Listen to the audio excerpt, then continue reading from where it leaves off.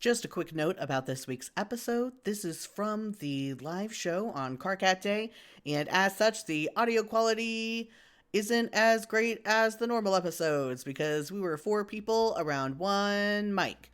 So, just a heads up, there might be some mic bumpings, there might be some low talking versus high talking. I tried to equalize it as best I could, but it's still a very fun episode if you haven't watched it already. I think there's not really a lot of visuals, which is why it's a podcast episode now.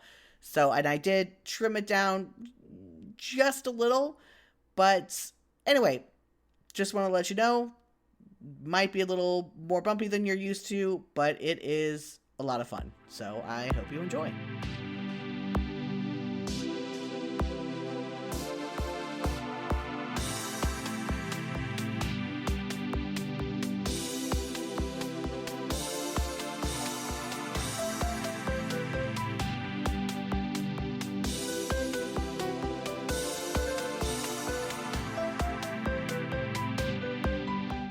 Hello, and welcome to Live, Laugh, Stuck for all the 0 people who are here because we just started a second ago.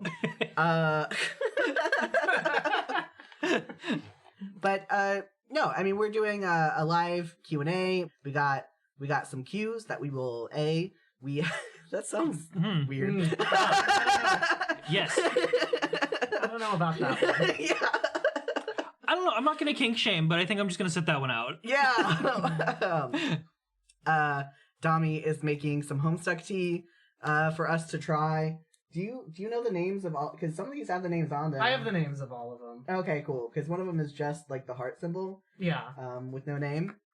But yeah, we might do a class spec quiz because we have Moosie's aspect according to the official quiz, but we don't have a class. And Class Spec Anon just released a class quiz and an aspect quiz just the other day. So, and Class Spec Anon is cool shit. We got stuff going on. So, we'll start off with the normal question. How did everyone get into Homestuck? Dami. Yeah. You go first. So I was in high school and some people were talking about Vriska at a lunch table. Of course you got into it because of Vriska! And they were talking about trolls, and I didn't have any context for what these things were supposed to look like, so I had a very different vision of Homestuck based on this conversation than what I found when I looked it up for the first time. And at first I thought I just had found the wrong thing entirely until I came back to it a couple months later. Were you thinking of those long-haired trolls that were popular in the 90s with the gems in their bellies? Or a bridge troll. I was thinking of like Warhammer 40k orcs. Oh, okay, yeah. You're a nerd. I didn't know about Warhammer. That's just the closest aesthetic thing that can come to mind. Gotcha. I was about to say, it's like you're already, Oh, the T is yelling at us. you're already into Magic the Gathering. Of course, Warhammer. Yeah. Magic's probably a better thing for what I was thinking of at the time. But like, big, muscular, absurdly broad. Yeah. Anyway, yeah, that's how I got into Homestuck. The thing that actually got me to look into it for real was when somebody tried to class spec me. Oh, that would do it. And I was like, I need to know. I need to know more. Listen, if we can sort ourselves into fun little boxes and give ourselves cute little outfits, got us. Yeah, it's true. Justin? What? Tensei? Justin? Tensei? Yeah. Not that Tensei? Not that one, yes. Okay, alright. Hey, chat. Hey, chat. Let's go back to the magical year of 2007. Jesus, that's before Homestuck for sure. Homestuck's in 2009. You said 2007. Wait, hold on. Okay. Did it start in 2009? Yeah. Yes, it did. We just listened to like the first episode of Homestuck Made This World on the way over too. Yeah, and Then 2008 on it, then actually. I have conflating memories. Oh. Because I have a memory of first finding Homestuck when I was at college in Fort Hays, and that was the fall semester of 2007. Yeah. So that Literally not possible. So it cannot be possible. Are you that much older than me? 2 years? I'm 35. Yeah, you're 2 years older than me. Whatever. Anyway, so I know that I found Homestuck very soon after it began, and I found it through a Firefox browser extension called StumbleUpon. Oh! Which because wow. Yeah. That was a while ago. Yeah, because it hasn't been around for a while. StumbleUpon was a browser extension that you sort of put your interests into, and then there was a button that just took you to a random web page based on those interests. One of my interests was webcomics because I had been enjoying 8-bit theater, nuclear power, and wanted to see more of that. So StumbleUpon took me to page 1 of Homestuck, where I read it, and I was really enjoying the writing. It spoke to me somehow. Like, I found this out now that Hussey writes in the same way that my brain sort of parses the world naturally. So that writing just clicked with me instantly, and I got to the page right before John bit the apple, and I clicked the stumble button again and got away from it. I said, I'm done with this for now. I'm gonna keep doing random, and You got through almost the entirety of Act 1 before you're like, that's enough. yeah. I like When shit's popping off. right. Finally things are happening in this. Yep. I remember I got to the apple and I'm like, all right, that's enough of that for now. And I just went on and I didn't bookmark it. I didn't remember the name of it. And I didn't find it again until 2 or 3 years later. That's so fucking funny. Where I read, no, it was longer than that. Because when I found it the second time, I read all the way up through Game Over, which was where the comic had ended at the time. Yeah. What part was that at?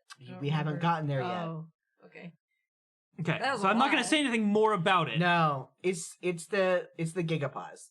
Okay. So we're Yeah. almost there. This next reading, you will get there.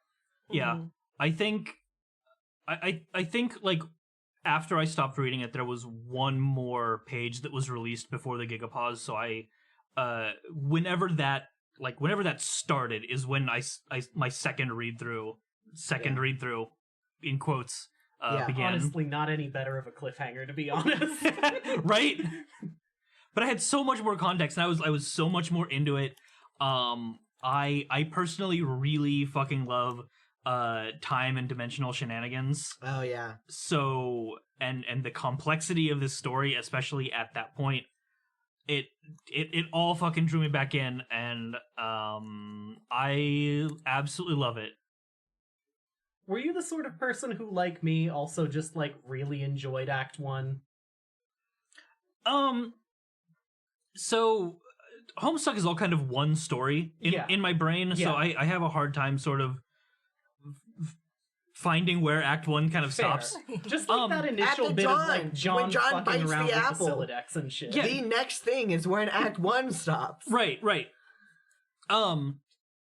But yes, I actually do really enjoy the sort of like puzzly and programmy aspect of Homestuck. I like Silodexins. I like Strife Specibus and the limitations of that. I liked fucking Moduses. No, they're great. They're fucking hilarious. Yeah, no, I actually really enjoyed trying to figure out like how that worked. I know it kind of gets laughed at in some more recent things of like, oh, who cares about that? We're gonna forget they ever existed. I liked it. Yeah. I was the target audience. Yeah. The rare target audience for that didn't drop off in Act 6. Right? Yeah. How does an actual programmer feel about Act 1 and its programming? I mean, I remember I was taking a lot of notes on paper at that point. And writing down all the different things like the Silodex or the inventory card numbers and I don't know what all came up and stuff. I was trying to figure out if it would be relevant, and it wasn't further down. It's impossible to tell what will and won't be relevant, Right. honestly. And At first, I liked the idea of the data structures, inventory systems, but then there was incongruencies, like why would you implement a queue on a fixed array instead of a dynamic array? Generally, also, if you try to push to a full queue or array, you wouldn't just jettison data because that would be bad design. So... I feel like that would be bad design is just how Spurb works, though. Yeah. Your problem here is that you're like, oh, I could have coded that data structure better, when the whole point is that they're poorly coded. Right. Yeah. But who's coding the But, like, that was before Spurb. Capture logs and Silodexes were before Spurb came out. That's true. Yeah. Who programmed their inventories? Sort of. Yeah. I mean, Skynet Systems was the one that was releasing all the Spurb tech, right? Which was Jake Harley. Yeah. So it's Jake Harley's fault. Yeah. Just Sure. blame it on Grandpa.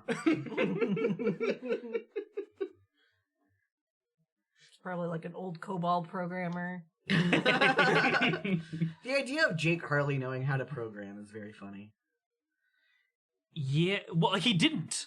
But didn't he get, like, Bro and Mom Lalonde to do it? Yeah, it's Mom's fault. It's Mom's fault. Mom's fault. It's Beta Roxy's fault. Mm. That's why she's drinking.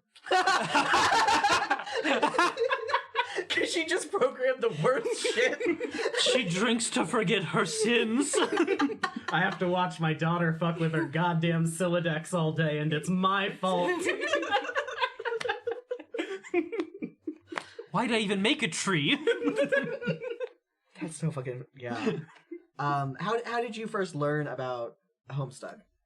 I mean, I don't really remember specifically. I know in the past 20 years at some point, somebody mentioned it to me, and I probably scrolled through the first couple pages or, clicked through them, and I was like, eh. And, have heard of it throughout being on the internet, but not really been in depth into it. So, yeah, I guess because it's been like a part of internet culture, I was curious as to what it actually was and why so many people were into it and like its legacy and stuff. So, it's kind of why I was interested. Yeah. And now you're stuck with this forever. Yep. Because we've been doing this for almost a year and a half by now. Mm-hmm. Which is the slowest I've ever read Homestuck, minus the Gigapause. Yeah. Because that lasted a year and a half. Right, yeah.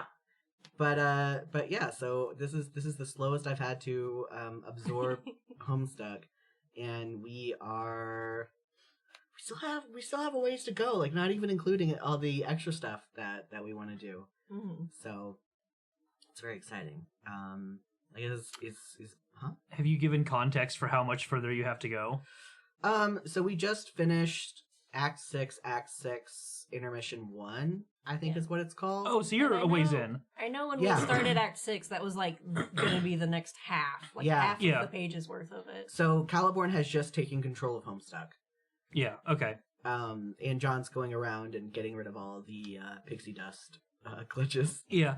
So the way I've started describing Homestuck's length to people who haven't gotten into it is that Homestuck is a 6-act play. But in the 6th act, they decide to put another 6-act play. And then at the end of that 6-act play, they decide to put a third 6-act play. Except it's a much shorter one. Right. Before you get to the secret 7th act, and then it's over, except for all the stuff that came after. Yeah. which you can buy into or disregard at your leisure. Right. Yeah. But that's how I've begun. Because look, I love Homestuck and I want more people to read it, but I also want them to know that they are getting into a task if they are to start. Yeah. And I feel like that's a really good way to describe the sort of enormity of it all. Yeah. It's... Last year I'd be playing like Final Fantasy XIV while reading it, and I'm like, I'm just doing my homework right now. Yeah. Which part was the homework? Homestuck or your dailies? No, reading Homestuck. I'd just be idling in Limsa. I got into Homestuck, because I guess it's my turn now, I got into Homestuck because I was on Tumblr since late 2011, so obviously Homestuck was a big thing on there. And I was really into webcomics. I had an RSS feed full dozens, over 100, maybe over 200 or 300 webcomics that I was like sort of keeping up with. And Homestuck just seemed like another webcomic that people were kind of into, but like it wasn't really in my circle of stuff. Because I mainly like one webcomic artist recommended other webcomics, and I got into those who recommended others, and it was just this whole network of stuff. And then Jeff Jocks, who is the creator of Questionable Content, was pretty active on Tumblr at the time. A lot of webcomic artists were. And he drew one of his characters with the anime shades, and someone was weird about Homestuck in the notes, and he's like, hey, fuck off. Hussy's one of my friends. Don't be weird about him. And I'm like, oh, well, if Jeff Jocks approves, then I'm going to try Homestuck. I feel like maybe at some point I started it and stopped after Act 1 or 2, because I feel like I remember reading the beginning of it twice, but I don't know if it was that attempt or this was my real attempt to try to get into it. But yeah, I got into it and I read, and I also got caught up at the Gigapause. So, which I think is a really easy place to get caught up to because it lasted for a year and a half. But I feel like I at least got the last. I might have been like you and got like the last page live or the last couple of pages live. I might have watched that flash before the Gigapause live, but that was around the time. Actually, you know what? I found out about the Kickstarter while that was still live. So that was around Meenahquest. Okay. So I might have gotten caught up around Meenahquest, but it's just like that Gigapause is because it was paused for a year and a half. Like that's the most memorable part.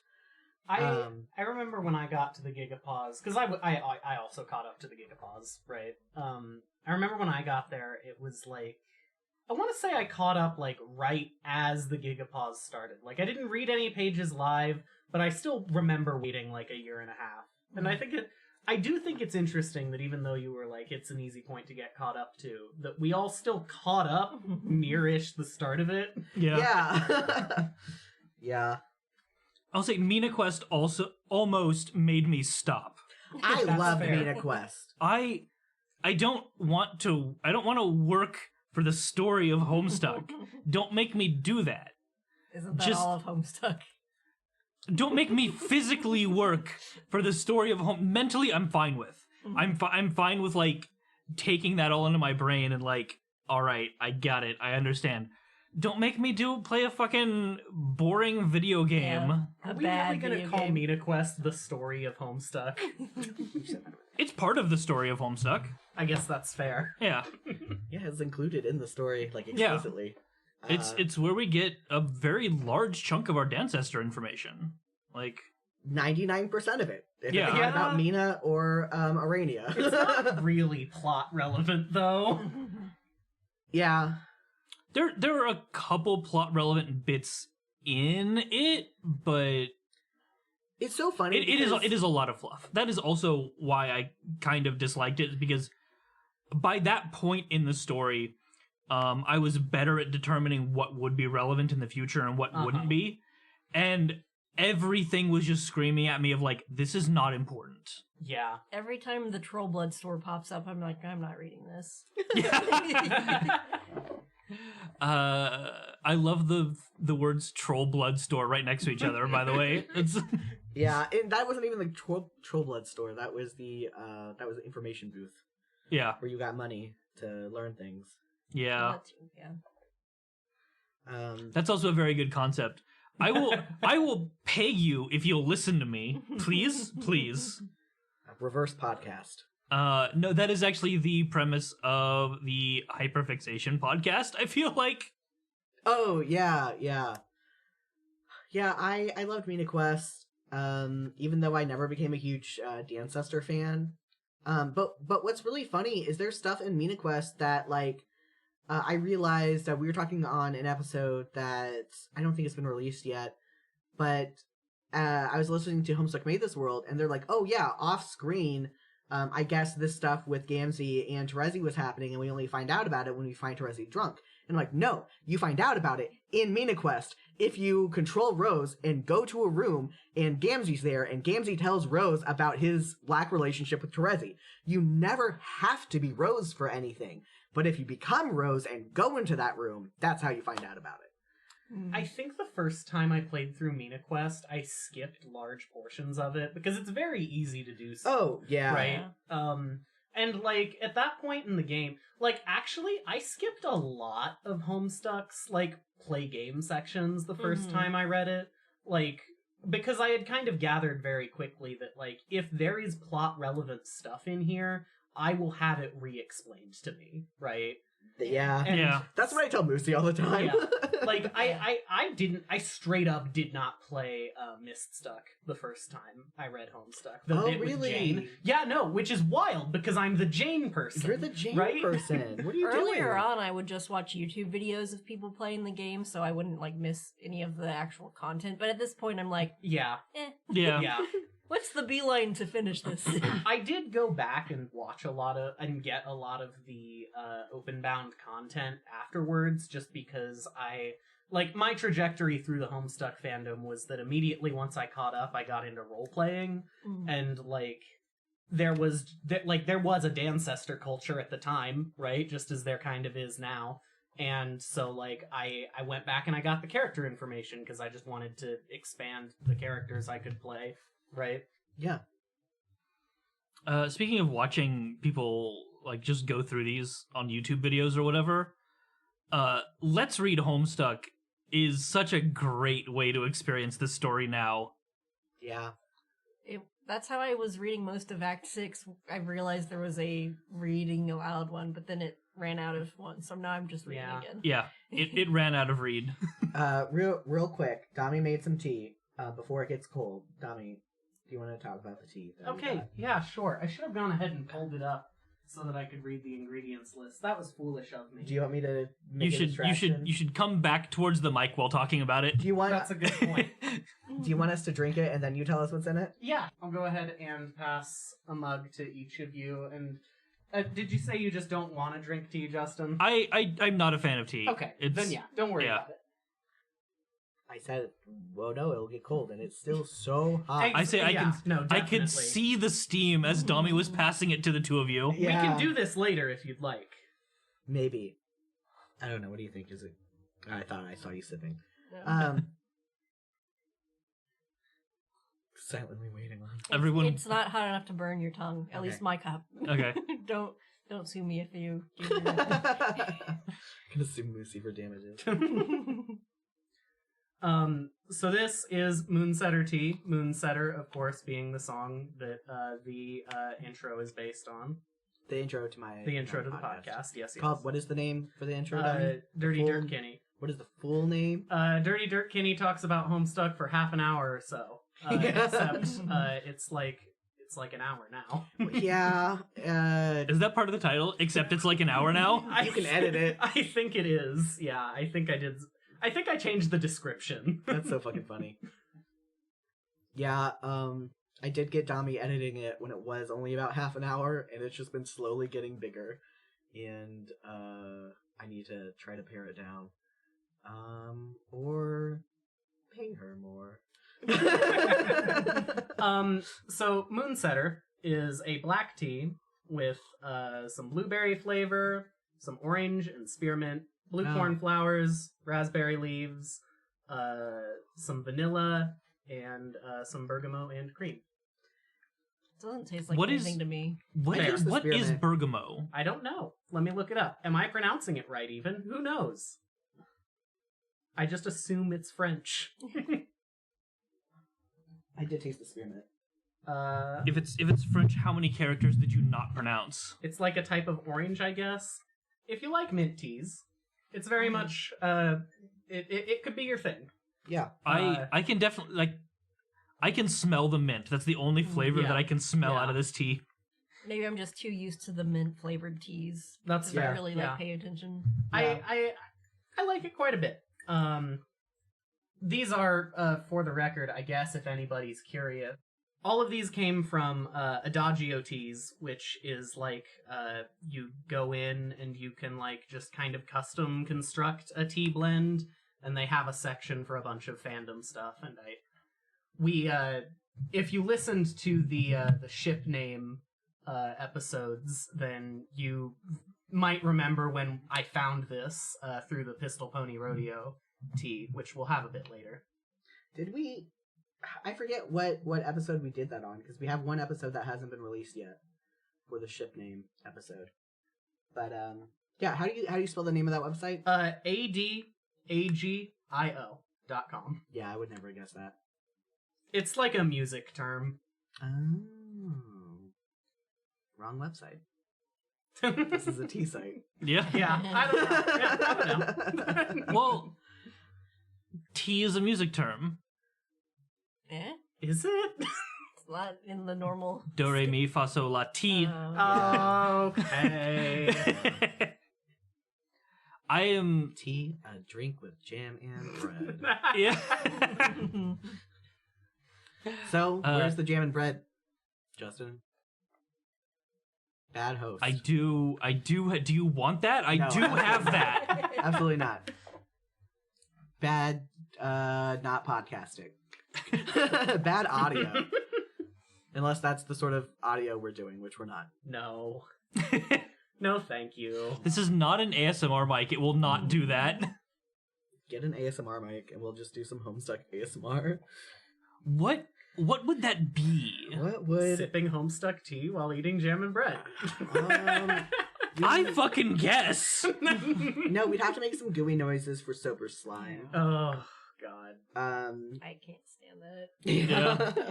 Well, you wouldn't have to listen to it. You just have to make it. Look, the next time we do this, you're gonna come over and I'm gonna have one of those microphones with the ears on it.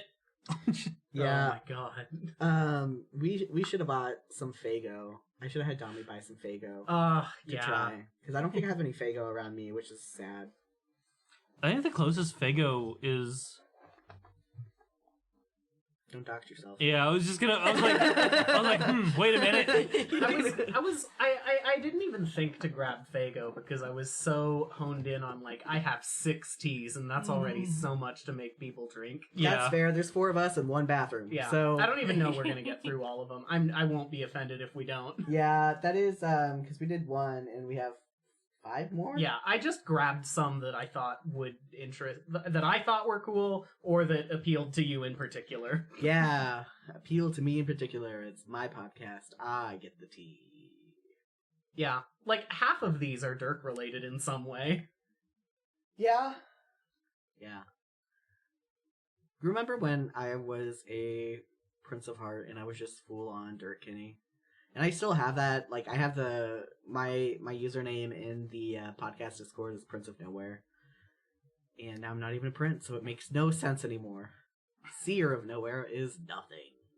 There's a prince on screen right now. Seer of Nowhere is just, you need to open your eyes. Yeah. You're still branded as a prince. You know that, right? Yeah, that's fine. Yeah. It's my podcast, classpects. Fair enough. The Yeah. podcast is a prince. Yeah. Podcast Sona. Yeah, my podcast owner is Prince of Heart. Listen, sometimes you get really good art, and you don't have money to get different really good art. And that's how it is. Good transition to what is everyone's class specs that I started without meaning to, and then I'm like, oh, this is a transition to something else we can talk about. As always in podcast casting, you have to bring up the transition. As it happens. If you're not making the transition obvious, is it even really a transition? Anyway, Dami, again, I'm just going like, yeah, we're in a circle. We're in a circle around a microphone. I feel like we should have a campfire in the middle of us. Like, it's anyway. I've got a fire pit out back. Well, that's not in here, is it? I could move it. Well, do you want to set your house on fire? Sometimes. Tommy, what's your... Yeah, so, if you ask me this question, I'll tell you it's complicated, and then I'll tell you that I'm an Arab time. It's by Edit Sona, I guess. Edit Sona. Yeah. If you get a podcast Sona, I get an Edit Sona. Okay. Yeah, no. I latched on really tightly to Era of Time around the 2019 era. And so that's been it for a while. And then I was a Heart player for a bit. And now I'm kind of floating somewhere because my brother is like really big into classpecting and always finding the new theories. And has like hard negotiated me out of being an Heir of Time. But fuck it, I'm an Heir of Time. Your brother's pressuring you to not be an Heir of Time? Because I'm not gonna put him on blast. What is can you say what he thinks you are? He thinks I'm a sylph, and has been pushing me towards breath as an aspect. Sometimes brothers are wrong. Yeah. No, I agree. Okay. I can see the argument for sylph. Maybe not for breath. Just the breath is like, I don't know. Stay tuned for when I have my own classpec theory. Is breath and air different than... Air, A-H-E-I-R. Oh. Yeah. Air is the class. Okay. Yeah. Hair. Also bad. Hair of breath. No. Nope. Nope.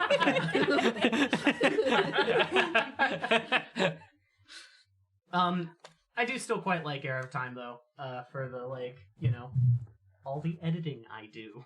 Yeah. I mess around with sound a lot, and time has some vague connotations of being the sound aspect, even if I don't love all of the like death and stuff that plays into it all the time. But sometimes it's fun for that stuff to be like unintended consequence, Yeah. Yeah. Like a lot of characters struggle with a lot of different parts of their aspect. If you fuck up your editing, you kill a podcast. That sounds like I'm putting a lot of pressure on you. No, not at all. Okay. Justin. So this changes based on just what I'm feeling at any given moment. Cool. I'm gonna be honest. Cool. You're classpect queer. Yeah, sure. Fluid. Words are hard sometimes. Yeah. Anyway, I have pulled up the new unified theory of classpect theory or whatever. I don't hate it. I'm being overly negative. I'm not a fan of it. I like it. I like aspects of it, and I don't like other aspects of it. This was my final straw to start making my own theory. Was how much you don't like this one? It's just like, because it almost gets some things right, and then I just disagree so hard with some stuff. And I'm like, fine, I'll do it myself. So I will say, I think the new unified theory of classpect theory or whatever goes really hard into its own ideas, and it takes them a bit too far. Yeah. Because the entire theory of it is, okay, I'm gonna make a classpect thing based only on what we actually see happen in the comic. Nothing about what we're told. Everyone is an unreliable narrator. And I think it takes that too far. Because it just discounts the narration and doesn't try and think about what led to that narration and description in the first place. Yeah. So I do think that it's missing that bit. But I also do really enjoy it because I never liked a lot of the explanations that went into like posing or passive, and I never liked a lot of that. It never felt correct, even with the way it was explained in the comic. Yeah. Which is why I've latched onto this one so much. But anyway, to answer the actual question, I am right now going to say Mage of Hope, one who uses knowledge of imagination not mage, other one.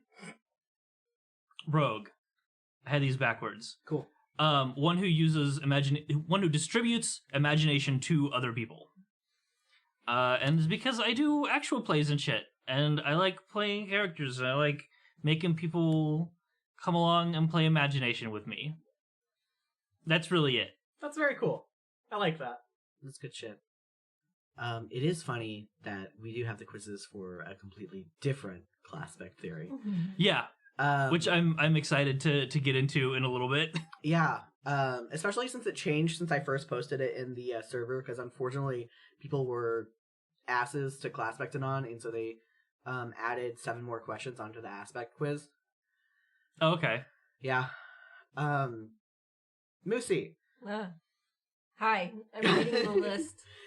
Yeah. So we took the classpect quiz on the podcast, or the official aspect quiz on the podcast, except it was kind of extra content that we saved for our supporters. You can go to Ko-fi.com/JaxYax and subscribe for $1 a month, and you'll get bonus content, including classpecting or aspecting Moosie. But Moosie, you ended up being a breath player. Any vibes about that? That's John and Tavros and Rufio.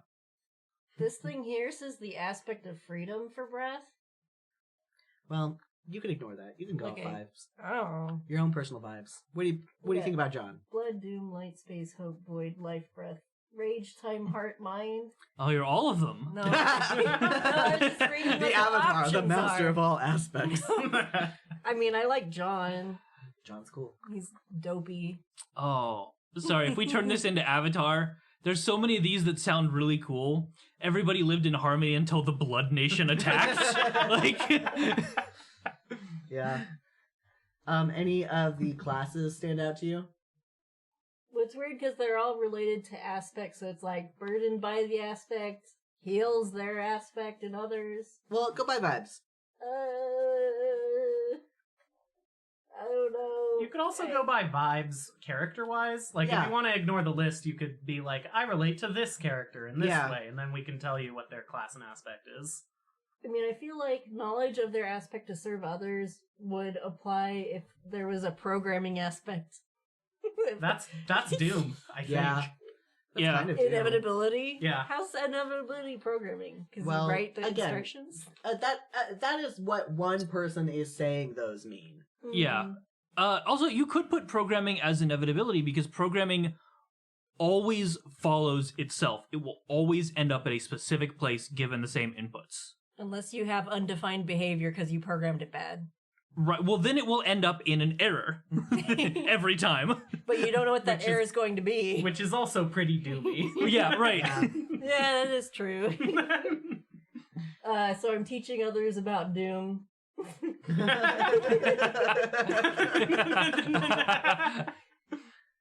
So would that be like the Seer of Doom? Yeah. No? Yeah. Okay, cool. Yeah, I as I mentioned, I was a Prince of Heart, but okay, so for the majority of the time, I was a fan of Homestuck. I was not in the fandom. I didn't really engage that much with classpecting. I took a couple of classpect quizzes, and I think at one point I was a mage of time, but I didn't like cling on to that as my identity. I was like, oh, cool, these like 3 different things like got me mage of time, and then I got more into the Homestuck fandom side of things and actually engaging with my Homestuck podcast. Yes, the Homestuck podcast came before I started engaging with the fandom. As it should. I went through my Gay Stuck, which was my first series of episodes, and I became a huge fan of Dirk, and I kind of obsessed over Dirk, and I really liked his class specs, so I was a Prince of Heart. And 2 weeks later, the epilogues came out. In case you want to know my tragic backstory. That I did not become a Dirk fan until 2 weeks before the epilogues. Wow, yeah. that's fucking timing. Yeah. It's rough. I remember watching that happen to you. Yeah. Foreshadowing for me for probably months in the future. Yeah, probably, yeah. Months. Are you a Dirk fan? I don't know. I mean, Well, like, I but, like- don't know what this refers Okay, to. gotcha. Yeah. Yeah. Are you guys gonna go over the epilogues? Probably. Okay, all right. Good fucking luck. My Have fun. Yeah, so that because I've been deciding if I want to do I will inevitably read Homestuck too. I could just read it and give you like a book report, and that could be the podcast. Well, okay. See, here's the thing. Homestuck is that you've been reading so far is not bite-sized. That's not really what I want to say. Because that's not correct. No, Yeah, but no. like each page is A page. okay. All right. Do you see that black and white book up there on the top shelf that's pretty thick? Yes, visual references in a podcast. Right. I Well, this can't is- read it because my glasses. You don't have to That's read it. that's fine. You don't need to read I it. You can just get need to it. see about the size of it, right? Yeah. Okay, this is that is a book. This is the on the Homestuck epilogues. There are no pictures in this book. This is all. It's only text? Yep. It's only text. This is all. The Homestuck epilogues are text only. They Is are. that This different is from Homestuck 2? Yes. yes. Homestuck 2 comes after the epilogues because fuck literary. It's not a trope. That's just how it works. Well, that's Homestuck, and it's entirely like we've gotten to the point where the intermissions are the main part of Homestuck in Act 6. I think everyone can agree. Homestuck's act structure is a little bit silly. Yeah. It's fun, you know? But suffice to say that if you are a fan of the Alpha Kids, I'm sorry. That is the epilogues thing. Is like Roxy fans come out better, depending on your feelings. But in general, I would still argue that Alpha Kids as a whole, including Roxy, do not come out looking good, especially in the Candy timeline. Candy? Well,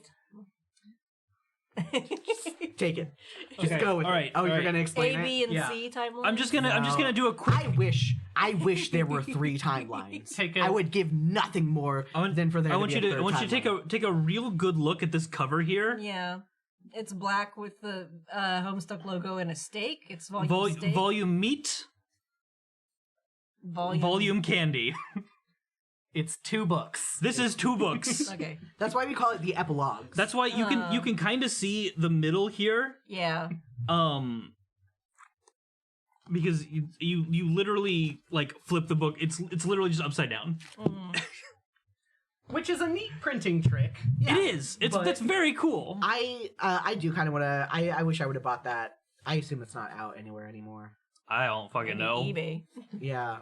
Maybe. See how much that is. One day I'll read the epilogues, and when I do, I'll get my hands on a I'm physical still copy. so fucking mad you haven't. I'm not. I'm exaggerating.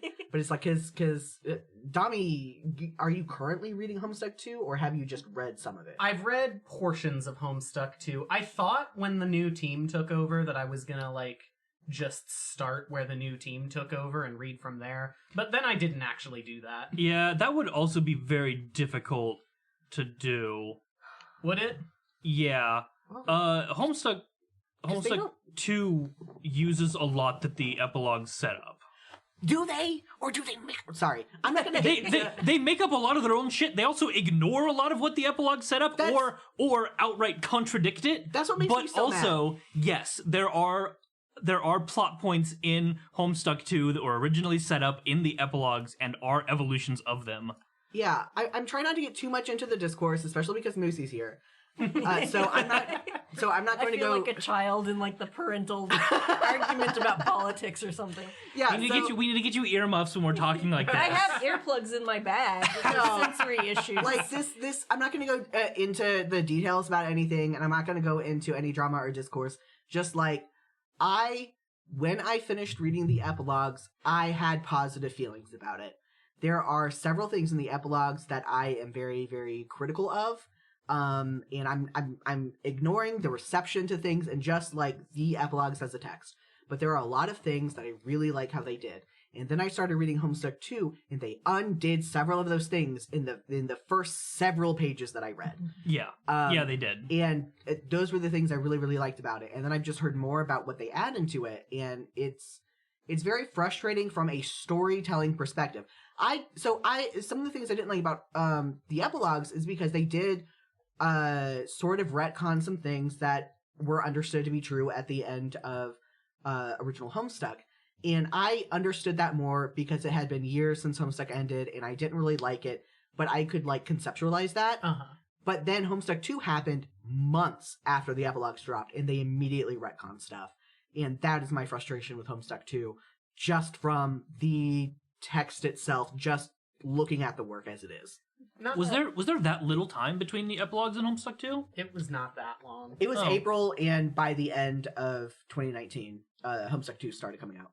I will say one of my motivations for finishing reading Homestuck is just how angry and I want to know why. Yeah, you gotta know the deets. Yeah. Like I'm going to read 8,000 pages to get the tea. So here's the thing, right? I hate to be this bitch, I truly do, right? I know, Jax, you're giving me that look. But, like, here's the thing. Your frustration is entirely the point. Right. Both of these things are made to be inflammatory in that exact way. And, like, that's why I haven't read them, right? Okay, Yeah. so, again, I'm going to try to move on to this really quickly, but are you saying that them retconning stuff from the epilogues is part of the point? Yes. Yes. Does that sound like a hussy I thing want to to do? burn everything down. Even though I know there's other authors. So, But like, you're right, But though. does it happen? So, okay, so, like, this is so hard. I'm so sorry, Moosie. no, We're all, like, working around, but, like, look, I feel like I have a good example of this that is not spoilery. okay. One of the things I said earlier along on this is that, like, I really enjoyed a lot of the Sylladex. I enjoyed a lot of the very technical parts of Homestuck that were introduced very early on. And one of the jokes that is definitely just the writer's opinion shining through very explicitly early on in Homestuck 2 is that they no longer care about any of that, and neither should you, the reader. Well, yeah, it's Homestuck too. Why would you care about Syllodexes and shit? Right. I understand why they're not relevant anymore because we've sort of gotten past that boundary. Yeah. But it didn't write it like that. It didn't Oh. say this is, hey, a thing we've overcome. It said, hey, you shouldn't care about this because it's boring. And that's definitely the writer's opinion coming through the text. And I hate it. Gotcha. Yeah, like, okay. me and Justin can't agree that the Syllodexes are boring. We just talked about how we love them, actually. Yeah. Yeah. Right. But that's the sort of pointed statements that are made to get certain people upset. That's all throughout the epilogues and very early Homestuck are a lot of it feels like it was very explicitly written to point at specific like a fuck you tour. groups of fans and like get people angry or outraged or rage baited. Yeah. Like, that's the entirety of Homestuck. Like, it is. And if it is more purposefully done in Homestuck 2, I might actually like it more. My understanding of it, from the few pages I read, it was just an immediate, oh, we just decided not to do it like this. And some of the writers were different in the Homestuck 2 than in the epilogues. Okay, but if it is more of a purposeful thing that is, I don't want to say clearly broadcasted to say that it has to be like some super obvious thing, but if it is not just like the writers doing it because they didn't give a shit about the epilogues, but as a Homestuck is just like this statement, I might like it more. But that doesn't. You can like something more without liking it, Yeah. right? I don't know if it's the writers saying like. Okay, So I we're apologize. yeah. As your editor and stepping in as your producer, Yeah. we should move on to something else. Okay. Sorry. No, you're fine. I understand. I did this. Yeah. I started this. Fair I enough. poked this You're bear. right. You're right. Yeah. You're right. You're Okay. right. I definitely have more things I want to say on this, but You two can do an epilogues episode if you want to. it involves a conversation that we had off mic that I don't want to rehash. Fair enough. Okay, but let's get back to my class spec, which is what started this. Right. Yeah. Wow. Yeah. Yeah. I'm surprised I remembered. Anyway, so I was Prince of Heart for a while, and then in the past, like, year or two, I just didn't feel like that really suited me anymore. So I started looking into a bunch of different class spec theory and trying to figure it out. And this class spec theory that Justin mentioned is one of the things that got me onto Seer, along with my other reading. And then I started looking into class spec theory myself. Well, I decided on Seer before I started looking into class spec theory myself to create my own theory. So now I'm a Seer of Heart. I am a Heart player straight through. I don't care what anyone says. What any quiz can aspect me any other different way, but I'm No definitely a Heart BuzzFeed player. quiz is gonna tell me who I am. Well, okay, I'm saying this because the class spec Denon quiz I took 5 times total, because I took it 4 times before it had questions added on to it, and then I took it again after it was added on, and I got breath, rage, breath, heart, breath. Or no, breath, rage, breath, heart, rage. So Okay. And one of the people in the podcast Discord is bullying me for being a breath player in denial. So, but which I don't mind a breath player. I have this one OC that I really, really, really, really like, and I bring him around everywhere with me. His name is Felix, and he is the love of my life and my self-insert at one point. Don't question it. But and I class-spected him as a mage of breath, so it works out. But yeah, and that's my class spec journey. It's just I ended up having a lot of Prince of Heart theming around everything, and I was like, I'm probably a seer now. I don't really agree with how it gets framed in a lot of class spec theory. Like the passive classes are like, well, this is what you do for others. I don't think I do shit for others.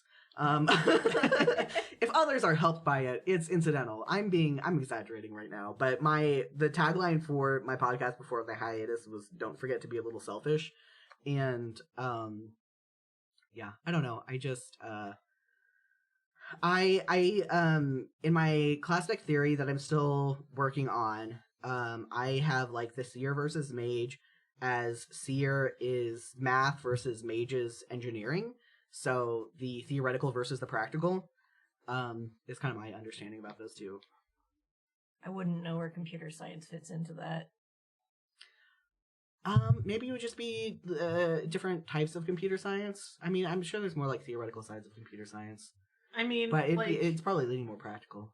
As somebody with only a small amount of like programming knowledge, right? Like, wouldn't the like practical stuff be more like actually getting in and coding, whereas the more theoretical stuff is like, oh yeah, I'm really into like data structures and flowcharts and stuff. Yeah. Yes. Right? Yeah. Which, like, not that there's a hard line. Obviously, like, engineering people are probably also super huge math nerds and stuff. Mm. But, like, you know, this is a personality quiz that you get to decide what it is. Like, it's not hard and fast like astrology. Yeah. You know? Class specting is hard. Just because I feel like it would be very easy to say, oh, this is what I am. But the comic doesn't define class specs as what you are. It defines class specs as what you need in order to grow to be a better person. And better person means someone who is able to complete the game. Yeah. Class spec, classes and aspects only actually make sense as a narrative theory and not as a IRL in-person theory. I saw I saw a take on Tumblr once, and I cannot remember who it was from, and I wish I could remember their URL so that I could give them credit. But it basically added up to, like, my personal class spec theory is that Spurb is a janky RPG, and it basically autofills your party composition. Yeah. Oh, I'm sorry. I think I can find that pretty easily. Oh, okay. Yeah, look it up. Yeah. And it basically autofills your party composition to give you, like, you know, a space player and a time player and, like, whatever other, like, just fills you out with what you need. And, like, the reason the alphas don't have a space and a time player is because they're playing the alpha. The game is incomplete, right? Yeah. Yeah, that makes sense. I like that. And I do like that, but it is also deeply unsatisfying for the personality quiz crowd. Right, Yeah. absolutely. Yeah. That person is at Gaffic, Gaffic. Gaffic, my friend! Sorry, Yeah. we're mutuals on Tumblr. I love Gaffic. I thought it sounded familiar. Of course it's Gaffic. Yeah. Gaphic. Yeah, and this is their short synopsis of their take. I'm not gonna read the entire thing. But it's okay, here's my take.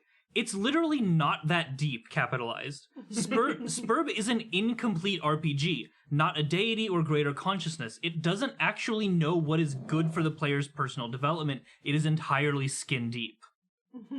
That's so good. I love Gaffic.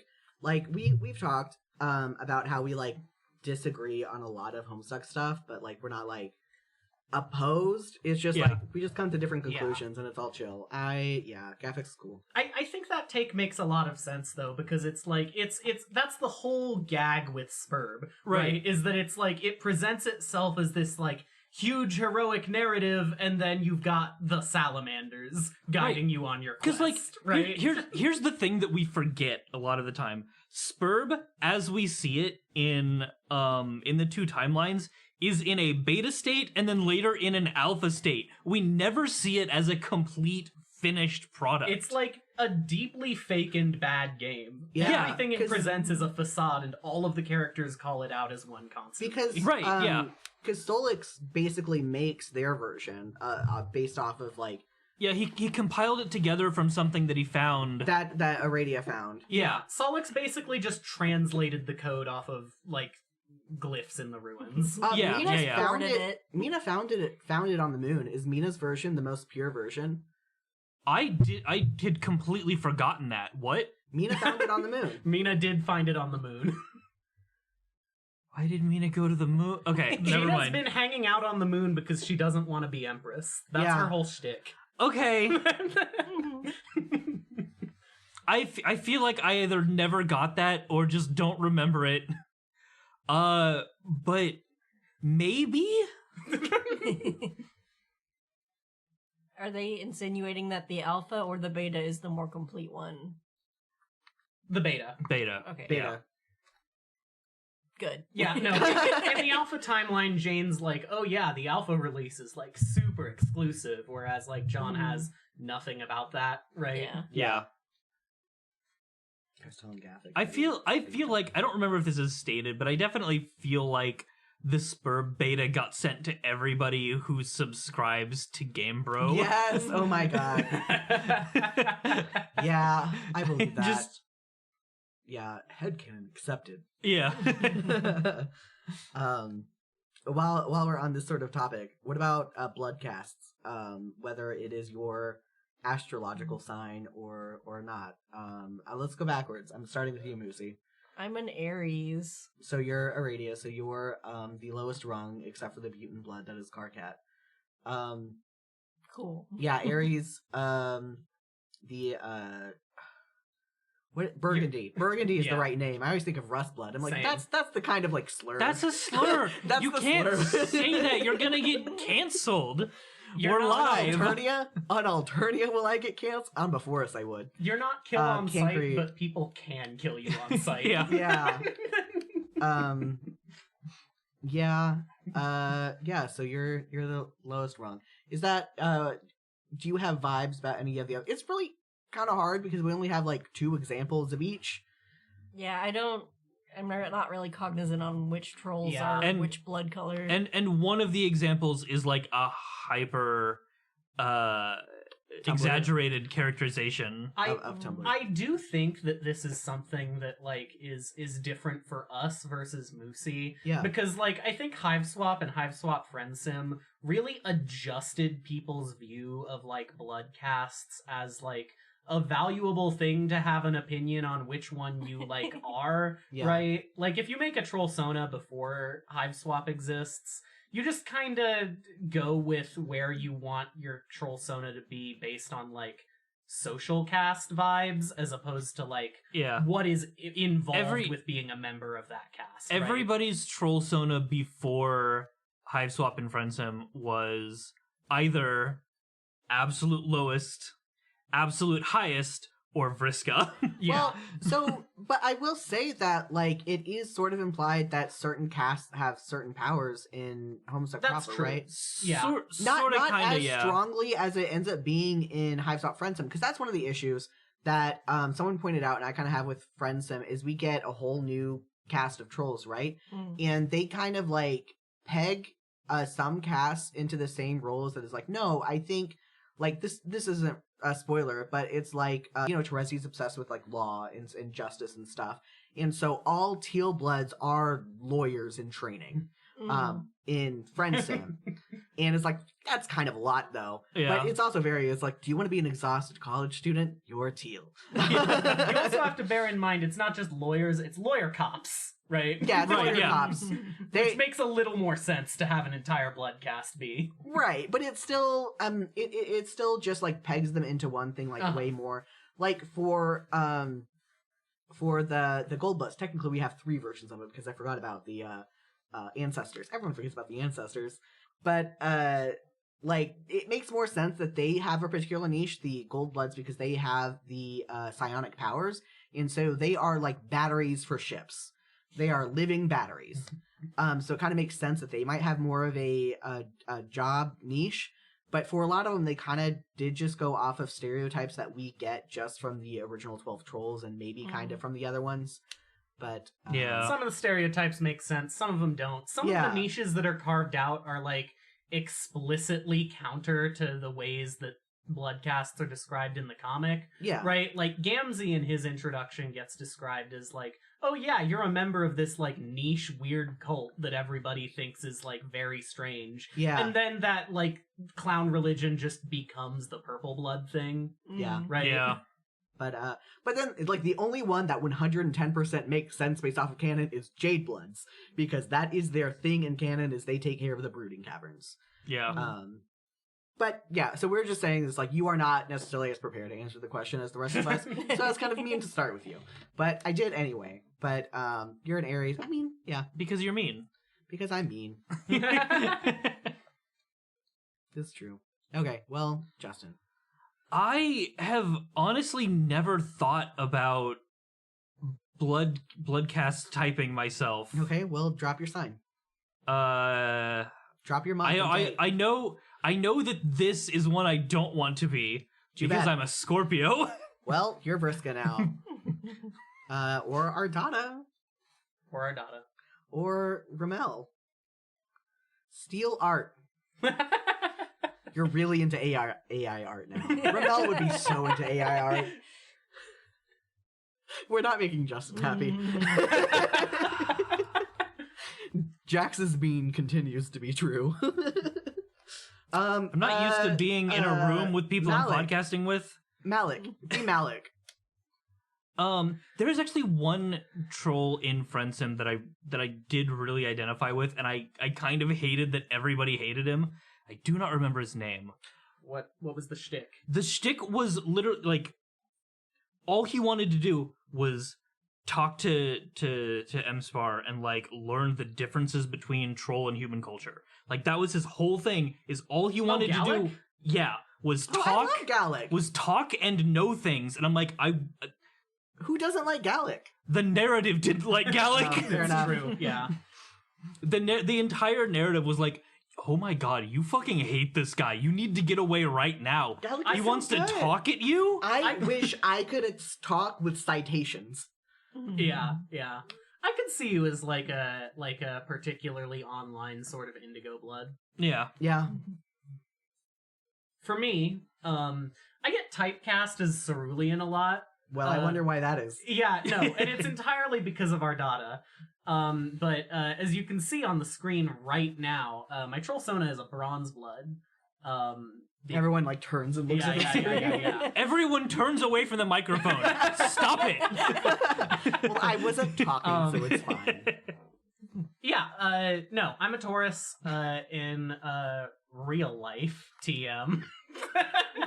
And I don't dislike the way that bronze bloods are shown to be in the comic. You're not really in tune with animals. I'm not really in tune with animals. Did but not like most cats. aren't. Call out for Dami. Not a fan of cats. Okay, but or dogs.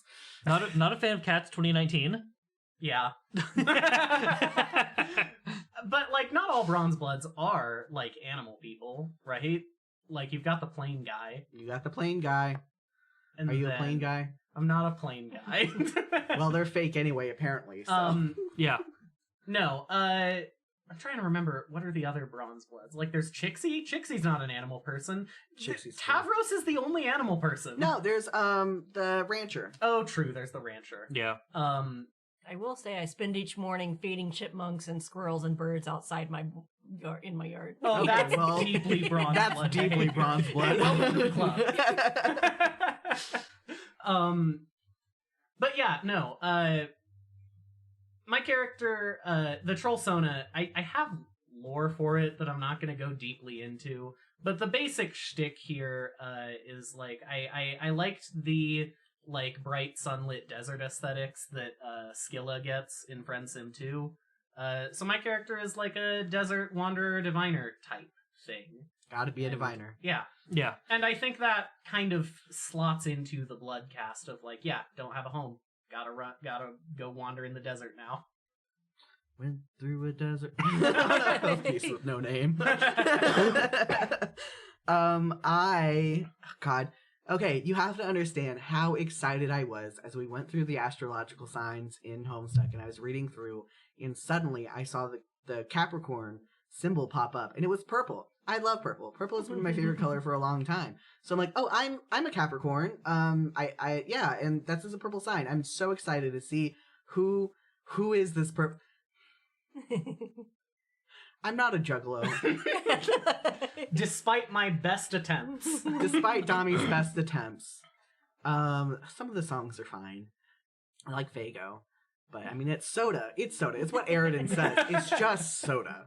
Yeah. But, yeah, and it's just, no, I'm not. So I tend to go with Gold Blood, for myself personally, but I'm not like, it's just because I identify with Tizius so much, but that is so tropey, and everyone fucking identifies with Tizius, that I'm like, I can't be another Teal Blood. Yeah. This is too much. Tizius is the most identifiable. Yeah, everyone kins Tizius. She is the most tired college student of them all in Friendsim. Right, yeah. Yeah. Like, everyone, she's exhausted, and she's dealing with it all, and it's just like, okay, this is happening now. And so, like, you'll get it. But I actually voice acted Tizius in a project that died and was revived and died again and died forever. I'm the only one who ever had my voice released for that project, and Yeah. can't find the video now. Well, it's a Homestuck project. You only get to revive twice, and then that's it. Yeah, It's true. Yeah. that's true. It did go God tier, but then it died again. Yeah. It went God tier the day my voice hit it. Yeah. That's so funny. Dami, you're so powerful. Yeah. Because yeah, Dami voiced Ardata, so that was the first volume to come out, and we very much never got to Tizius. Tizius is several volumes in. Not like towards the end, but definitely not the first couple. Yeah. And yeah, so it feels too on the nose to identify as Teal, and I don't really know if I identify with Teal outside of Tizius, which is just like the everyman's troll. So I switched over to Gold Blood is probably more my thing. Mm-hmm. Who has social influencers. So much of Hive Swap is out of my brain because I only played it once as they came out. Yeah, I mean, same. I completely forgot that there was just a chitter influencer. Yeah, chitter influencer who disables themselves so they cannot be used as a battery in the future. Right. Yeah. Yeah. Hive Swap is And also the most annoying troll you have ever met, and everyone has met a person like that troll. Yep. That troll is where I learned the term vaporware.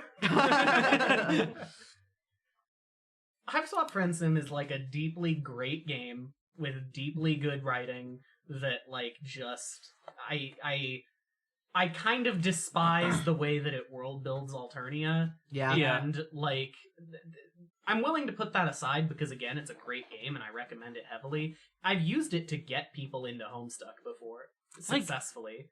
Hive Swap made me care about a horrible little hot dog man. Yeah. I love a horrible little hot dog man. But my favorite Hive Swap headcanon is that, like, because there's, like, a huge time skip between it and Homestuck, like, that accounts for a lot of the differences in Alternian world building that we get for what little Alternian world building there is in Homestuck, right?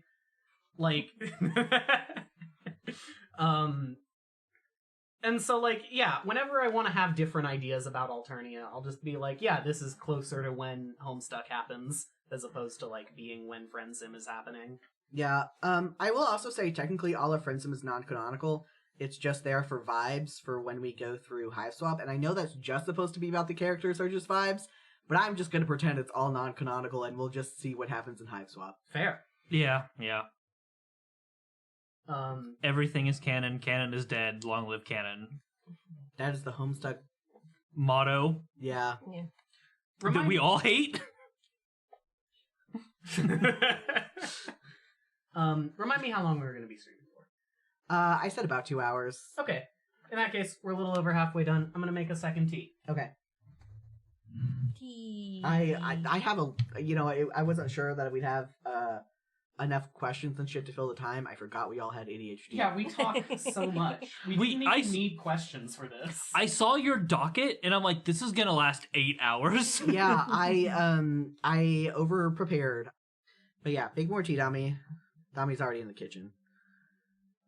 I almost added where she belongs, and I did it anyway because it was just it was right there. What the fuck? Why are you so mean today? I don't know, because we're all here together. God. And it brings out my pulling on your pigtails to tell you I like you side. Making tea is where I belong, though. It's deeply fun. What if people started figuring out their I'm gonna actually wait for Dami to be back for this one because it's much more of a question that so because it's an astrology thing.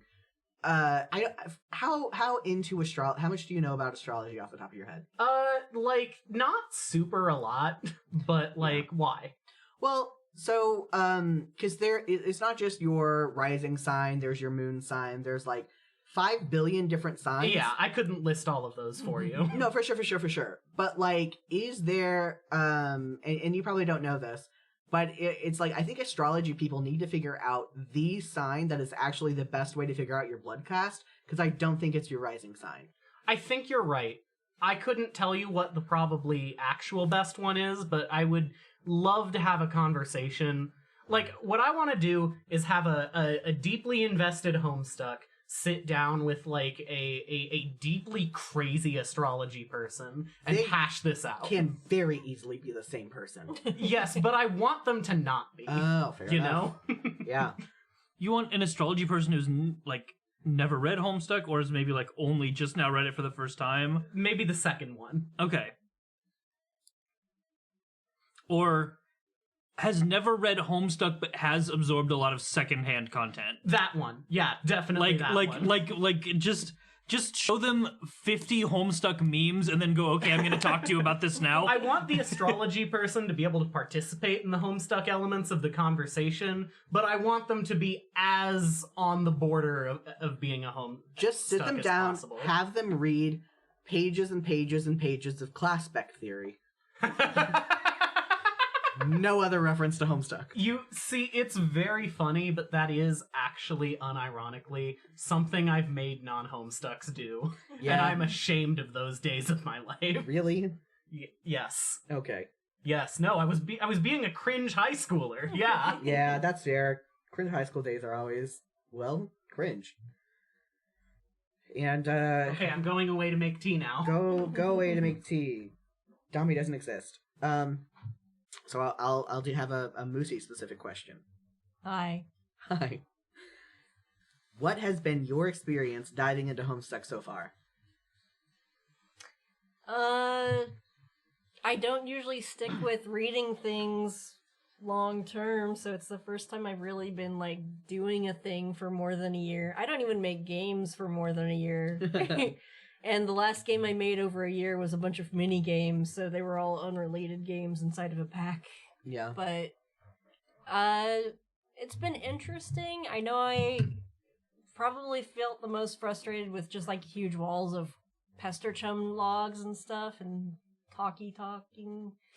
Like, Yes. it needs to be split up a little bit more, but I don't know. I don't know where I'm at with the story. I'm just kind of waiting to see how it ends to figure out how I feel about it. That's fair. Some people are not a huge fan of the ending. Mm. But, I mean, you can probably guess that. Some people are not a huge fan of literally any part of it. Mm-hmm. And yet they're still part of the fandom. Yeah. I honestly, like, I don't know. I think, because I read Homestuck, it's only been in the past, like, I want to say, like, 5 or less years that I've really started critically analyzing things. And I don't want to make it seem like I never, like, analyzed things before, but I kind of took a lot more things at face value, and I just read what was on the page, and that was it. I didn't really dive too deep into it unless it was like, I don't know, like I would pick up on themes and stuff, because I see some people who read it and like, what do you mean you didn't understand that this was obviously the point of it? I just didn't sit down to try to figure those things out. Does that make sense? Yeah, I just kind of read the pages and I'm like, I guess this is happening. Yeah. Can I put you on blast, Jax? Yes. I remember a day and age back when me and Jax lived together where we would be having discussions about like the various timelines in Homestuck and stuff. Like I think it was the rabbit in particular. I would be going in to talk about like the timeline of the rabbit, and Jax would just be like, "No, don't tell me. I don't want to know about this.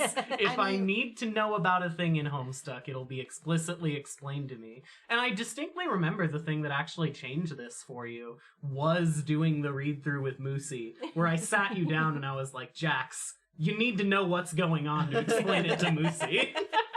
Yeah.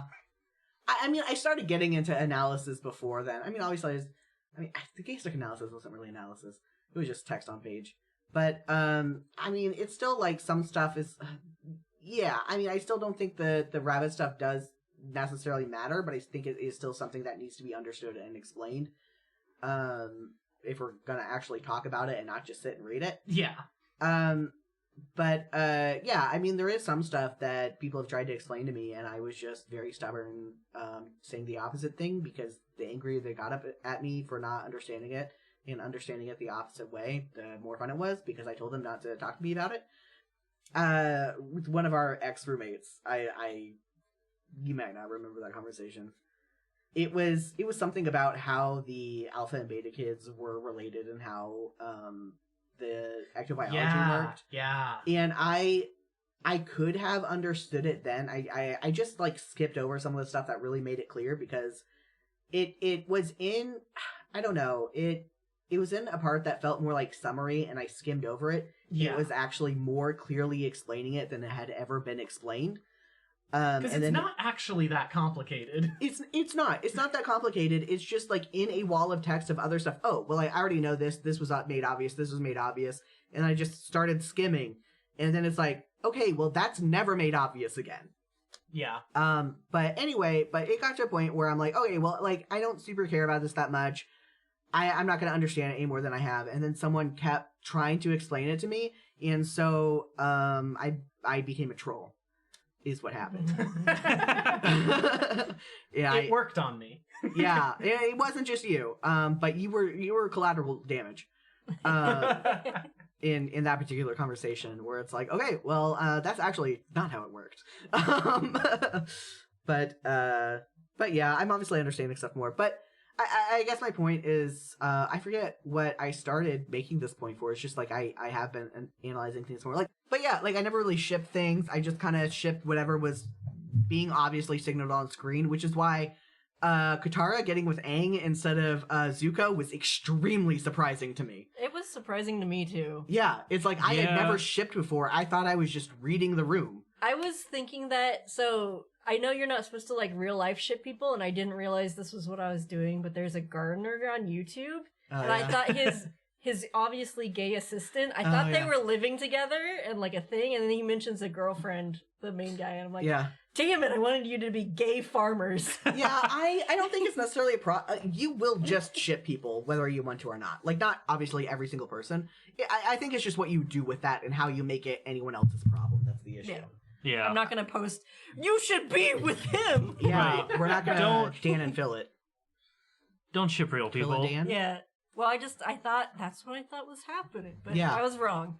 Yeah, like I internally might think is like, oh, like I internally have a lot of ideas about like that would be considered RPF, but it's like it's fine, it's in my head. I'm not gonna like message them saying it's like, well, you have to trans your gender now because I decided. Aaron Hansen. What? Who's Aaron Hansen? Is someone trying to make you a raptor trans? I feel like there's a lot of people. There's a lot of people, including Aaron himself on occasion. Yeah, just Jesus Christ. Again, I'm not actually invested in this. I think it would just be very funny.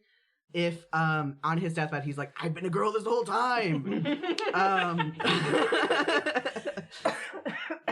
Anyway, but yeah, I just never really got into critical analysis, and I had like a point that I was getting to with that conversation, and I forgot it. Sorry. It's okay. It's the ADHD. It's the ADHD. It's no one's fault. Tommy and Justin, have you played any Homestuck tabletop role-playing games? I'm asking as though I don't know the answer. No. I haven't. Sorry to be uninteresting. Nah, you're good. So I have some more interesting answers, which is sorry. which is also no, but better. Actually, yes. So I haven't played any that you can go find online and play, but I have tried to make my own and did a lot of playtesting of it when I did do that. I sort of the same thing. I started to make a PBTA, a Powered by the Apocalypse version of Homestuck, and I kind of stopped making it, so I never got to playtesting. Yeah. Trying to make 24 bifurcated classes is a lot. I've read a few that are available. I know the big one back in 2019 was Tablestuck, which I don't know what they're currently up to, or if they're still updating their game. I know that one was interesting because it assumed that you're going to be playing the game in a Discord server as opposed to like doing it like live together at a table, right? Kind of contrary to the name. And I think that was interesting. I think I wasn't at a point in my life where I was ready for a weird game like that, but I'd be interested to go back and look at it now. And then the other one I want to shout out is one that we've been looking at lately, which is Subgrubs and Snazzards, which is not set up for like Spurb play like you might be wanting, but if you like Alternia in particular as a setting, it expands on Alternia and sets you up to play trolls or, you know, the random human who just kind of showed up. Yeah. Doing adventures on Alternia in the Hive Swap fashion. It does that really well, though it is also quirky and weird, and you should give it a read before you commit to it. I have a very hard time understanding TTRPGs when I'm reading them. I need someone else to read them, and then I can play them. Yeah, fair. You want me to read it to you? Like No, like a bedtime story? Yeah. I will fall asleep. No. Yeah. As for my own personal one that I had worked on, I could still probably run a game of it today if I really wanted to. It was really bare bones, and it was kind of set up to be very, like, frilly, we'll figure it out as we go. On purpose, so that we could still kind of capture the weird improvisational feel of Homestuck. It was kind of structured such that, like, you had some basic stats that gave you a basic, you know, D&D kind of roll to hit AC kind of structure. And then it also had, instead of skills, you had connections to each of the various aspects. And it would be up to the DM and the players to kind of negotiate out how each aspect corresponded to your approach to solving an issue, right? And then you would roll with your aspect. And then, like, the way that you built those skills up was by the GM basically just saying, okay, you're acting in line with light. Take a point in light, right? You kind of used that system when we were playing Monster of the Week that was based on the Magnus Archives universe. Yep, it was based on that. The difference is that, like, in the Homestuck version, the numbers were intended to get really huge and dumb on purpose. Yeah. So, like, I handed aspect connections out like candy, whereas in Monster of the Week, it was, like, for pivotal plot moments, right? Yeah. Yeah. Monster of the Week doesn't deal with big numbers. 3 is an insanely large number in Monster of the Week. Yeah. And then, once you said you might try to make one based off my Dirtcat Medieval AU because I have so much world building for it. I would still be interested in working together with you on that if that was a project you wanted to hop on. Everything is a project I want to hop on. Yeah, I mean, fair enough. Just if you ever want to start writing... If I ever bump it up in my priority list. Yeah, if you ever start writing a world-building document, get a hold of me and I'll turn your world-building document into a tabletop game. I have started writing that. I go between writing it and going on World Anvil and trying to fill that out. I've been working on an original world where you play as cephalopods. Oh, that's so that's fun. cool. under the ocean. She'll turn it into an RPG. Commission Dami to make your shit into an RPG. It's That would true. be hundreds. Actually, hit me up if you want to commission me to build an RPG rule set over your world building. What would that cost? That sounds insane, though. We'd have to talk Be it like out. an hourly thing. Yeah. But Yeah. Well, because yeah, it would definitely. I'm assuming it would depend on like what kind of game you want. exactly. Because Yeah. like there's gonna be definitely different price points than if you want something like Honey Heist or if you want like a Forged in the Dark game versus if you want D&D. Yeah. You know. Levels of complexity aside, like, hit me up and we'll talk out a price point, because that does sound like a really fun project. Where can Yeah. people hit you up? Oh, yeah. Let me get exactly what my Discord tag is. Well, it doesn't have 'cause- numbers anymore, right? Does it not? No, Yeah, No, changes they got rid of that. to Just username thingies. That's Yeah. right. Am I think just- you can still look people up by their old numbers. Gotcha. Yeah, But- then I'm just Domino Thief. Find me on Discord if you really want to commission me for a tabletop project. I do have an itch.io page, but there's only one Game Jam game up there right now. But Oh, yeah. so like, I mean, I can't offer any like that much work to be able to say like, yeah, I've got cred here. But Yeah. you know, I've played with 2 out of the 3 other people here. I've ran games with custom content for both of you, I think. Yeah. You can attest that you had fun. Yeah. I will attest under threat of perjury that I had fun. I'm a good game designer, I Yay. promise. Yeah, like I said, Dami had to do some extra stuff for the Monster of the Week, the Magnus Archives-based campaign we did. It was my first TTRPG ever, and it was a campaign that actually ended. It was a full thing. It had 3 acts, 3 whole. It was so good, and the additional content for that, it's very fun. I'm making a game based off of it. I should really go back and finish that Magnus Archives add-on to publish on itch.io. Yeah, Mm. yeah, do that. It'll be helpful for me personally for my interactive fiction game I'm making based on that campaign. Yeah, I have not played any. We might play one on the podcast, do an actual play because that's a popular thing to do. In fact, it begins right now. The last 30 minutes of this stream are going to be us playing. 4 hours. Yeah, it's session Yeah. 0. Make characters, folks. Christ. I could pull up subgrubs and snazzards. Yeah. Because I think I have the PDF actually readily available. Nice. Because Tommy and I were in a it wasn't a TTRPG, but it was one of those role playing things where it's like there was kind of a DM. Oh yeah. I remember what you're Like talking play by about. post type stuff, or It was really like an RP server that was structured like a play by post tabletop. Yeah. Okay. Just all right. without any stats or rolls or anything. Yeah. Well, there were a few rolls sometimes, I guess. I think so. I can't super remember, but like there was one person who had more of an overarching plot and was the one who primarily did the NPCs. Yeah. I do have, so I don't know if you've heard of the board game or tabletop game Dialect. It's, No. you build a language and it's like a 1-session thing, but it's like 3-ish Oh. hours.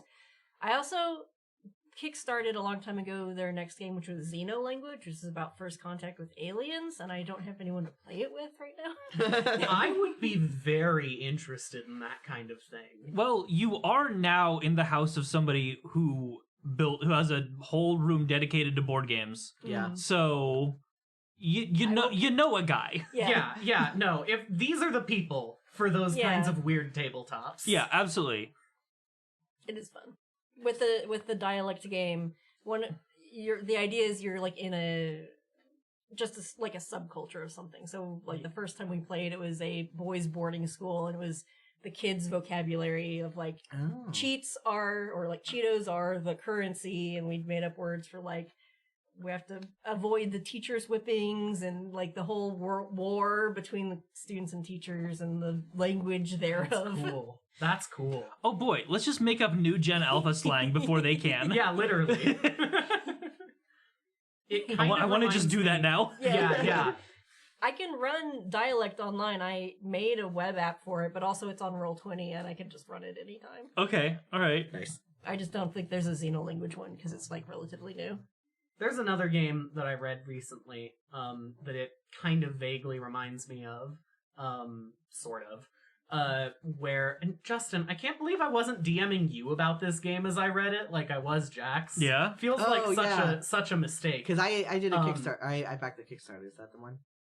It was made by the same person. Oh, okay. It's called Wisher Thurgist Fatalist. Oh, yeah. It's a very deeply strange game. Wait, hold on. Where Somebody talked to me about this. Was it not you? it might have been me. Okay. The whole point is that you've got the responsibilities of DMing sort of split up amongst the group, and everybody's goal is to not be the DM. If someone is the DM of the game, you are currently losing. Oh. Okay. Yeah. And the whole point of the game is, like, it says it, like, it kind of lays out some structure for the game and everything, and it, like, there are points of the game where it says, and once you reach this point, the players lose, no matter what. There is nothing you can do to avoid this. And the whole gimmick is that, like, you, with all of the responsibilities of DMing split up among you, can change the rules at any point. Oh. Because... Sorry, we got a chat. I didn't notice. Oh. Because I'm turned around. No, it's very new. It's like a minute old. Oh, okay, cool. Because I'm one of the people not facing. Hello. I hope you are... Oh, God, I can't fucking read. Are enjoying your day? We are. Thank you. Yeah. Thank No, you it's very been a much. lot of fun. Hello. Yeah, Hi. we're chilling. This is the first time Moosie has met up with everyone else. I've met up with everyone else. Everyone else has met up with everyone else except for Moosie. So, I'm always the odd man out. yeah, it is so funny because we just, like, me and Moosie did, like, find each other, like, locally, so it makes sense that we knew each other. But, like, Dami and Justin and I, we all just met on the internet and happened to live near each other. Yeah. Well, you didn't live near me when we first met. Right, it's so funny. Sorry. I at one point, because there was some, like, really bad storms up where you used to live. Yeah. And I messaged you saying, hey, like, are you okay? I know that it's really bad over there right now. And you just went, no, I'm in Kansas. Yeah. So the thing is I used to live in this area, and then, like, just a few months before I got super into the Homestuck fandom, I moved up north to Minnesota, and then I started meeting, like, 4 people who lived in or near Kansas in the Homestuck fandom. So I just, like, moved out of the Homestuck area somehow. Kansas is a hoppin' place. That's a sentence that's never been said before. Kansas is a hoppin' place. And then I had to move out because my rent was going up and it was too much, and I had other plans, and then those fell through, and so I kind of last minute moved in with Dami, and and so I don't currently live with Dami, but I still live in the same general area, so it just happens to work out that we just all live near each other. And, like, Dami, I had been sort of aware of you for quite some time before I learned that you lived, like, right next door, effectively. Yeah. Yeah, like, I forget, I know I'd been aware of you at some point before we actually started talking too, but I forget how. I think you may have just been a guest that Jax had on sometimes, and that was the extent of it. Justin guested on Fate Gamer Bro, the podcast that will come back. That's a threat. There is an episode that has been recorded and is not released. Yeah, I was planning on editing it during my week off, and then I just, my body decided, no, you are resting and sleeping now. Yeah. I hope it does come back, and I hope that you all support Fake Gamer Bro a lot, because, like, I won't be able to edit it when it does come back, because Jax can't pay me to edit 2 shows right now, and I love editing Fake Gamer Bro. It's so fun. That is funny. What is the difference between editing Live, Laugh, Stuck and Fake Gamer Bro? I don't know. I can't tell you what the difference is. I think with Fake Gamer Bro, and maybe this is just, like, some time passage and stuff, right? But I feel like with Fake Gamer Bro, I'm more able to, like, do my funny little things more often, right? Like, it doesn't feel like there's as much opportunity for me to pop in and do funny editing stuff in Live, Laugh, Stuck as there is in Fake Gamer Bro. That's fair. Yeah. Dami also wrote the theme song for that, which wasn't for it. It just existed. And I said, hey, I like this. Can I make it my theme song? And Dami was like, yeah, sure. Puzzlin'. Yeah. Is what that's called. It's one of my favorites that I've written. Yeah. Dami, she writes music. Sometimes. I'm getting back into it. I have been taking some private composing lessons with a friend of ours, Anna, articulately composed. We're lovely people. We are lovely. Cool. I believe you. No. We are lovely. Thank you for noticing. Yeah. Like quite good friends, I would say. Yeah, I mean, we're- I haven't. God. I think this is our first time, like, really speaking a lot, Moosie. But I mean, you're fun. I like listening to you. Yeah. Yeah, Dami's much more aware of you than you are of her. But You have good opinions. Okay. yeah, because Dami and I have been friends since we were we met on the Friendsim Fanta, but we didn't really talk until we got on another project together, right? Yeah. But it was still like in 2019. It was still around that time. We have a question. Oh, what's the question? What's everyone's favorite beta kid? What is everyone's favorite beta kid? Yes. My favorite beta kid is Rose. I'm so glad I did not have Homestuck in high school, because you do not know how obnoxious I would have been about Rose. Yeah. I was a Rose Kinney before Rose existed. It was bad.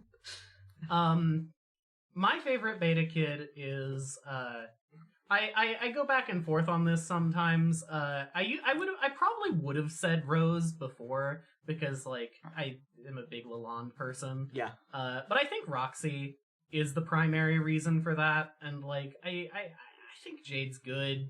I mean, like, we've had kind of a Jade renaissance in the current Homestuck fandom, where like people have all kind of acknowledged that she's a lot of fun and mistreated by the narrative, but like that wasn't an opinion people had back in the day. You just looked at the alpha and beta kids and said, which kid is the least talked about?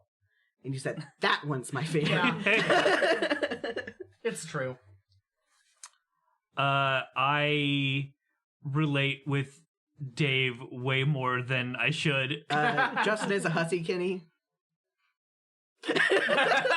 He is glaring at me. What? Because, like, early Dave is based on Hussy's conversations. Yeah. Okay, all right. Dave is the closest thing to Hussy's chat voice that exists in Homestuck. You know what? Okay, all right. Yeah. I didn't know that, but I stand by my point. Yeah, yeah. I like John because he's dopey. Yeah, John's great. I like that where we're at in Act 6, he's a little more mature and like, hey, wait, killing dead things is wrong.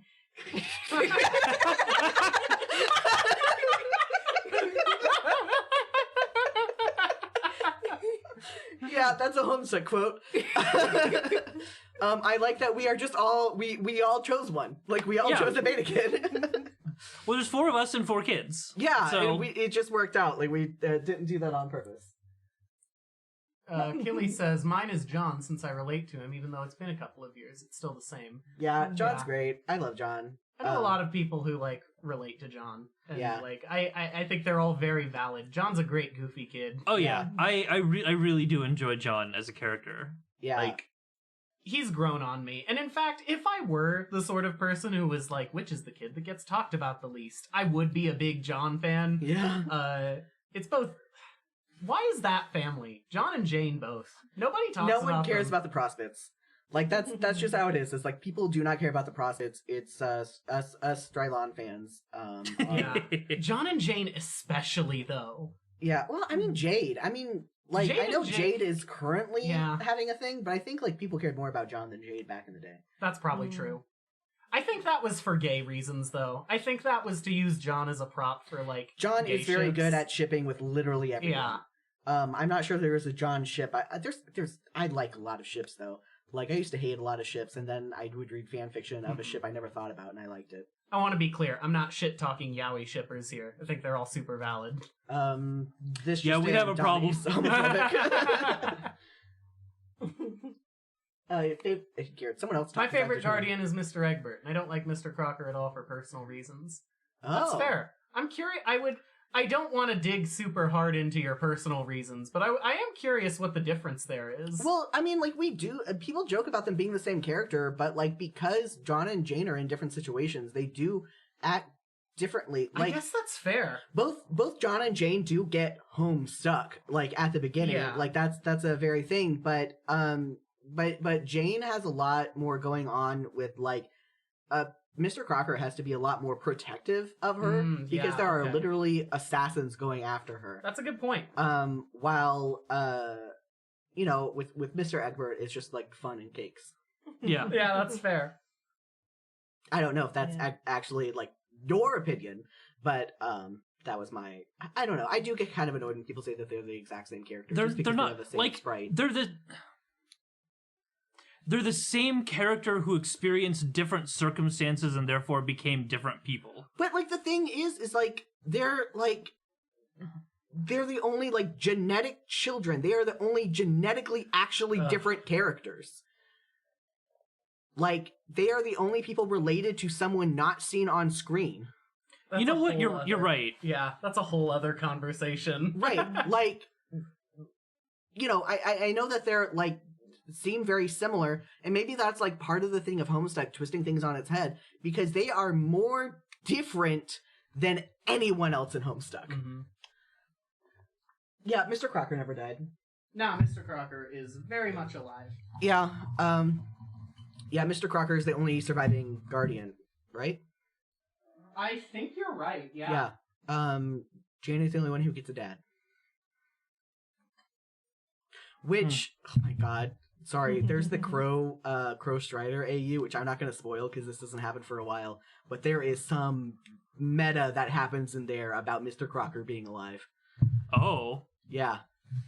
I never finished that. I got like towards the end, and I think there was like a break before the actual end happened, and I think there's like an epilogue or something. I'm not super keeping up with it. I need to get back and finish it, but there is some Mr. Crocker lore in there. But yeah, who's everyone's favorite guardian? My favorite guardian is honestly Rose's mom. I like the whole dynamic Rose has with her mom. Oh. I don't know. I'd have to think about that for a minute. Can we count Beck as a guardian? Yeah. Yeah, Yeah. absolutely. Yeah. Okay, Beck, absolutely. yeah, there we go. Beck. Beck. Or GCat. GCat wasn't a guardian. GCat was just a, I mean, technically GCat was the first guardian, but Yeah, Beck GCat's actually, the first guardian. But Beck actually took care of Jade. Yeah. While GCat was a nuisance. Um, Like all dogs and cats. Which is very dogs and cats, yeah. Favorite sprite? Mine is Nana Sprite and Dave Sprite. Oh. I personally, as far as sprites go, let me. Yeah, Beck is an honorary guardian. Yeah. Let me think about this. Someone else go first. I have an answer for this one. Yeah. I like Arqueus because it's very stupid. Arqueus is so good. There's because Moosie hasn't finished reading yet. There's one sprite that we have not gotten to. There are 2 sprites, right? That we have 3. I don't know. 3 sprites we haven't gotten to. But I'm not sure any of those are my favorite anyway. Favorite guardian and sprite. I mean, I don't know about. Oh, you said Beck, sprites. yeah. Sprites. So we got Nano Sprite, Dave Sprite, Jasper Sprite, Jade Sprite. Just crying. Yep. Yeah. Yeah. Crying, screaming Jade Sprite. We have is it Fafetta? Taffeta Sprite. And then Tabris Aerosol, Sprite. yeah, And then Tabris. Aerosol Sprite. And then Arqueus Sprite. And Arqueus Sprite, yeah. Probably Nana Sprite. Yeah. Baked goods and pranks. My No, favorite go ahead. guardian is probably Alpha Dave, but I also really like Alpha Rose. And my favorite sprite's probably Arqueus Sprite, probably because we just got to the conversation that he has with Dirk whenever Dirk's trying to fly. No, that's not what I wanted either. With all the glitchy stuff, and it's just I just wanted the rest of Act 6 to be Dirk and Arqueus Sprite talking. Anyway, Okay, I think I've decided on Sprite. I think my favorite Sprite is Jasper Sprite. Jasper Sprite is very good. Jasper Sprite is also very good. Yeah. Just a little cat. I love Yeah. that, like, Nepeta and Jasper Sprite talked off screen. Did you Yeah. get your favorite Sprite? Yeah, Arceus Sprite. Okay. In that case, then, can I ask if we do teas? Yeah. All right, so this is Pistol Pony Rodeo, the thing that got us off on this whole tea thing in the first place. In here is honey bush tea, gunpowder tea, which is like a green tea that's just rolled up into little balls, orange flavor, vanilla flavor, hibiscus, and rose hips, which are my favorite thing to have in tea. Roses have hips. Yeah, apparently. Apparently. Oh, okay. Buffalo has wings. They're like You know what? You're right. they're like little berries. Thoughts? Yeah, it's pretty good. You have a very confused expression. It's not. It's probably the rose hips. They're a little bit of a strange flavor at first. Yeah. What do you think? I'm gonna say it doesn't taste like anything again, and I Fair. don't want it to seem like I have COVID. But also, I drink coffee with a lot of cream and sugar in it, Oh, and yeah. That's that pizza valid. tasted like Yeah. pizza to me. No, you're fine. That's also why I don't like tea, because I It didn't make drink my tea really strong. I drink a lot of things with more like powerful flavors. Mhm. So something very mild like tea, I just Yeah. don't taste it. Yeah, And that's I'm definitely that's not my picking fault up for on, like- destroying my own taste buds. I'm definitely not picking up on, like, everything Yeah. mentioned, but I can get some of the higher hints. If it were up to me, I would have let all of this tea steep a little longer. Yeah. But we're also, on a time frame. I'll double Yeah. bag a tea whenever I'm just making a cup of tea. Yeah. Wait, at a Renaissance fair last month, God Dear John was seen, and one of the workers at the Renaissance fair sang The Midnight Crew. saying, "I'm a That's member of the so Midnight good. Crew." That's I love so that. good. I sing that at home all the time. I do really love that song as well. I It's so used good. to back It's when, out of place at a Renaissance fair, but that's so good. Yeah. back when I worked at Walmart night shift. I would sometimes, while I was out in the parking lot, listen to that song. Oh, yeah. That was very good. Oh, you were God Tier John. Okay. Yeah. That's cool. That's cool stuff. I mean, God Tier John can show up anywhere. We did get to the part where John has powers to just travel throughout reality. Oh yeah. Oh yes, delightful. That's so cool. I keep wanting to go to a Ren fair. But It's in like September, October around us. around here, Yeah. I will try to keep that in mind. But I tend to forget. Like, I always mean to go berry picking, and now's the time I need to remember it because now is berry picking season. But it's also hot, and it's hot outside because it's summer. You can get a little berry plant in a container for your patio. It's not the same. I used to I used to live in rural areas, and so could just go down a dirt road and find like blackberry bushes on the side of the road, or you'd find a field that you would go through and go get some blackberries off the bushes and just have scrapes and ticks all over. There were a couple of times we went to an actual farm for berry picking, and my mom joked that we should have like weighed us before and after because we weren't supposed to eat the berries we picked. Like we were like 10 to Children. 12. Yeah, and so of course we ate some. Okay, so no spoiler from Moosie edition. What is your favorite part of Homestuck? Ooh. If it is just after what we've gone to, you can just say it's like you will get to it soon Yeah. or whatever. I said this in the episode that I was on, but I think Cascade is the point Yeah. where I went, oh, this is it. This is what Homestuck is about, because that was like a spectacle. And then I won't get into it because you're not there yet, but Act 7 is a visual spectacle. And Yeah. I love it. It's beautiful. I have an answer that I can't really get into, but I can say its name. It's not spectacularly spoilery. Yeah. And you're gonna hate this answer so Oh much. no. It's the masterpiece. Oh, of Oh, course. Of course, oh of course, God. Okay. Of course. Okay. Okay, Donnie. Sure. I think that explains what I like about Homestuck. That was a time where I just turned my brain off. You have to. You're meant to. Yeah. Oh, I didn't. I did know. not. I know you didn't. That's why you like it. Yeah. Jesus Christ. I was fully engaged the whole way through. Yeah. Moosie, do you have a favorite part? You don't have to have like the right name for it or anything, like these folks do. The mayor building a town. Yeah, That was also very town good. was very cute. Cantown. Mayor in general is delightful. Yeah. Yeah, or just the kids interacting with the mayor, really. Yeah. The mayor is great. The mayor is the best part of Homestuck.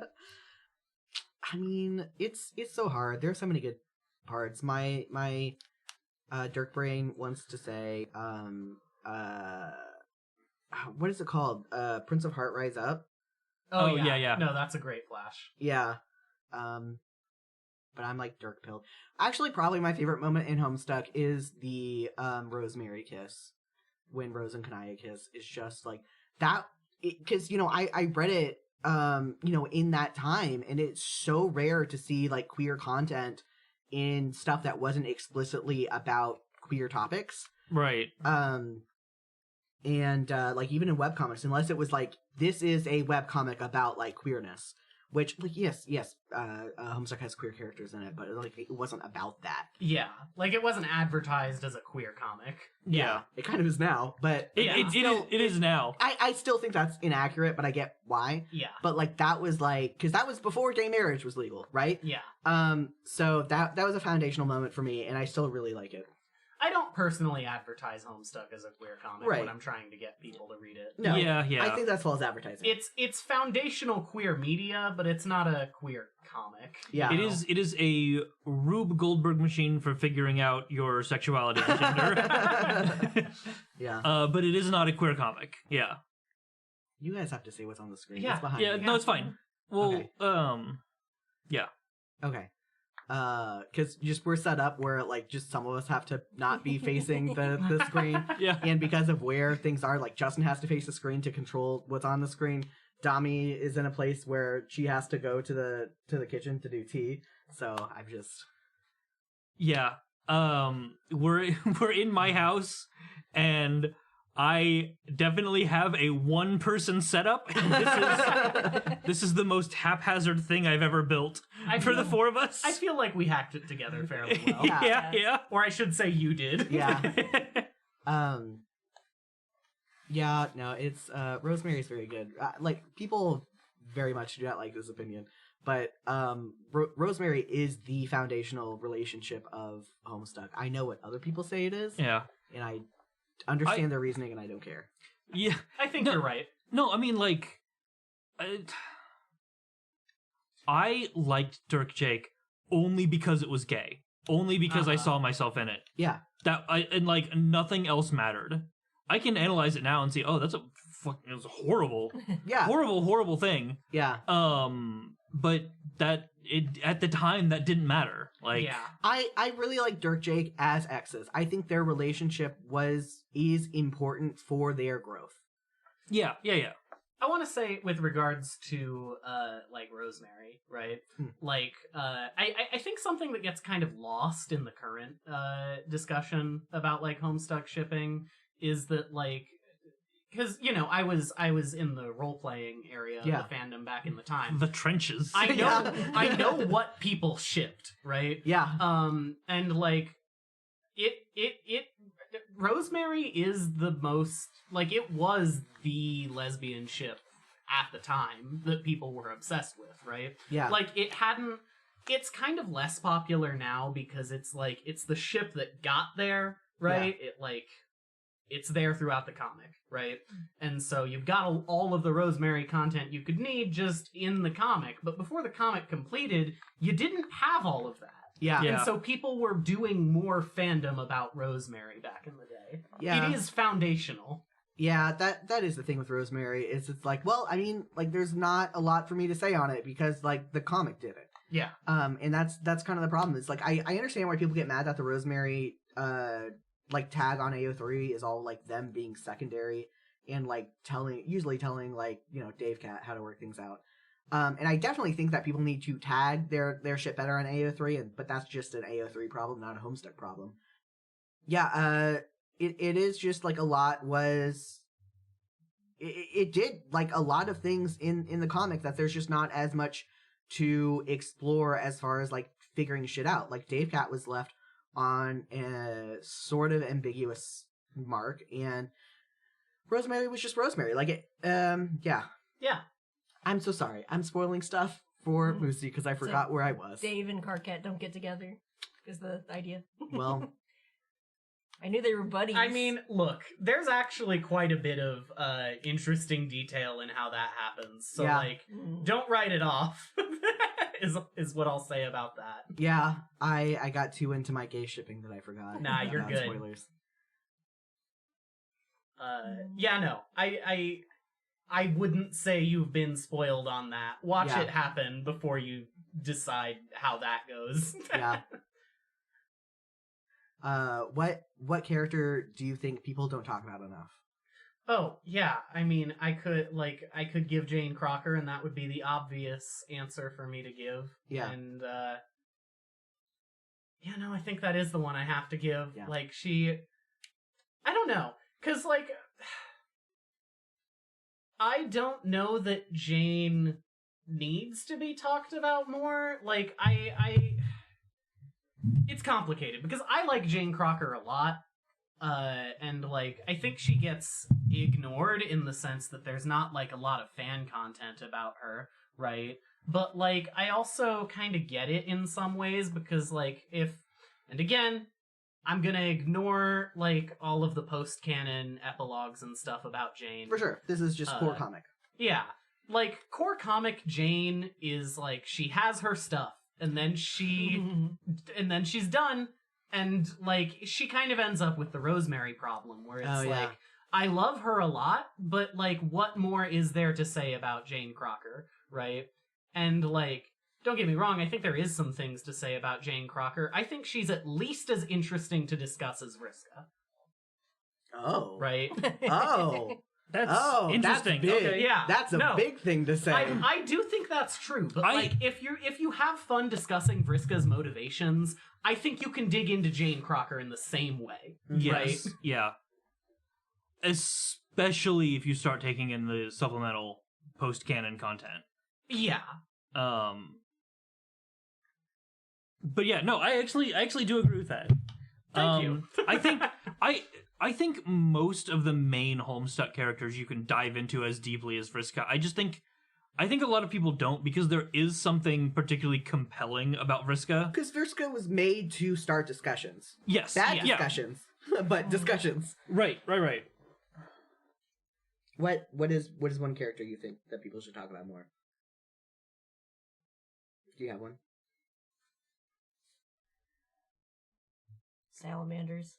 Salamanders. I agree. Oh my god, what are they called? Consorts. All of them. Consorts. All Yeah. of them. Consorts don't get enough love. Whenever they are on the LAN fucking gaming party.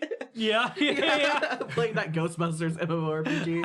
Moosie's over here loving all these goddamn consorts. Fucking pain in the ass. That's a good. I was trying to figure out something clever to say about the mayor. Yeah. But because people should talk about the mayor. He deserves it. Yeah. He does. I think they should talk about the mayor more than, well, he's cute in there. Because, like, so I have this thing where, like, I get why the mayor is, like, a cute mascot for the Meteor Kids. Yeah. But he also led a revolution, like, for his game. Yeah, I think that's like, I think the Carapacians in general need to be more discussed. Like, I really like the way that like we talked a little bit earlier about how Spurb is like kind of a facade, right? Like it's like just like a shitty game with like that layer of fantasy paint over it, and like everybody makes fun of it all the time. But the Carapacians are really interesting because they are wholly bought in. Yeah. Right? Yeah. Like the mayor leads a whole revolution and like shows if you buy into their lives, you see that there is, like, a reality of people behind that facade, and that everybody making fun of it maybe isn't quite right? Yeah. You know? And that's an interesting tension that I think exists within the comic. Yeah. Yeah. And I again, I do love Cute Mare, but I also, like, the more I think about it, the more I kind of get annoyed with the fandom and the comic kind of writing him off as a cute. It's like, he probably has, like, PTSD because he did not win that revolution. Jack slaughtered everyone. Yeah. Yeah. And I think that that's just something that the comic doesn't care to explore, and the fandom then also doesn't care to explore, because that's the last half of the comic doesn't talk about it. Yeah. And now that the fandom are the ones writing the comic, like... Yeah. I think that, like, while we're on the subject of the Carapacians, I think the White Queen is a deeply interesting character. Oh, yeah. Yeah. Yeah. Like, it's kind of glossed over because she's also, like, fairly tropey, right? And, like, you can explain a lot of her actions with, like, the generic fantasy tropes that she's playing into, right? But, like, I think the particular way that she's worked into the comic is very interesting, and seeing those dynamics at play between her and PM is, like, so fascinating. Yeah. I also think, kind of in a similar vein to the mayor, I don't like how everyone buys into what the comic says about Fafetta. Fafetta, to me, was Hussey saying, you guys wanted more of these characters that we killed off. And it's what Aerosol was, too, even though Solix is still alive. Sort of. Solix is Solix. Solix is alive, dead. But it's like, here, you wanted more Nepeta, you wanted more Feferi. I don't have anything more to say with them, so they won't get lines. They will exist for people to talk at and to talk about, and they will explode because everyone else is putting all of these pressures and expectations and what they want them to be onto them.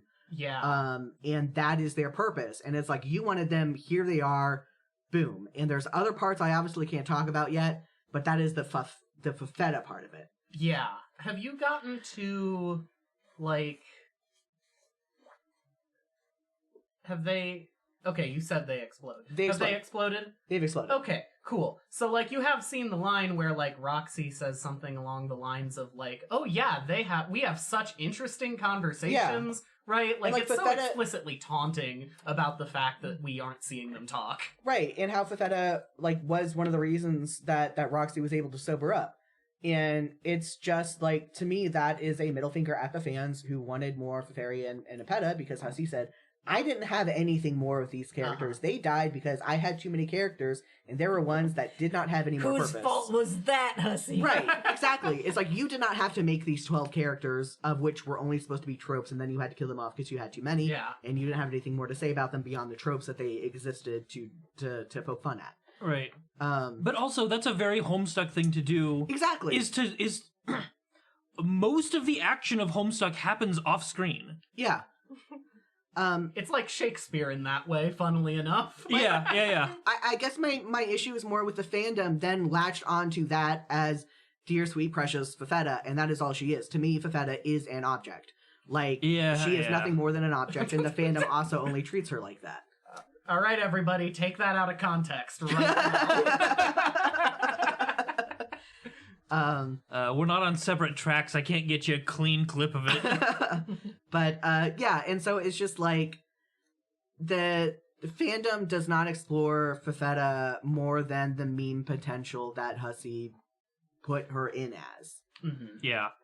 And that's kind of disappointing for me. I don't have a lot of thoughts about Fafetta, because I don't have a lot of thoughts about... I have more thoughts about Nepeta than Feferi. I'm so sorry, Feferi, and also Nepeta, really.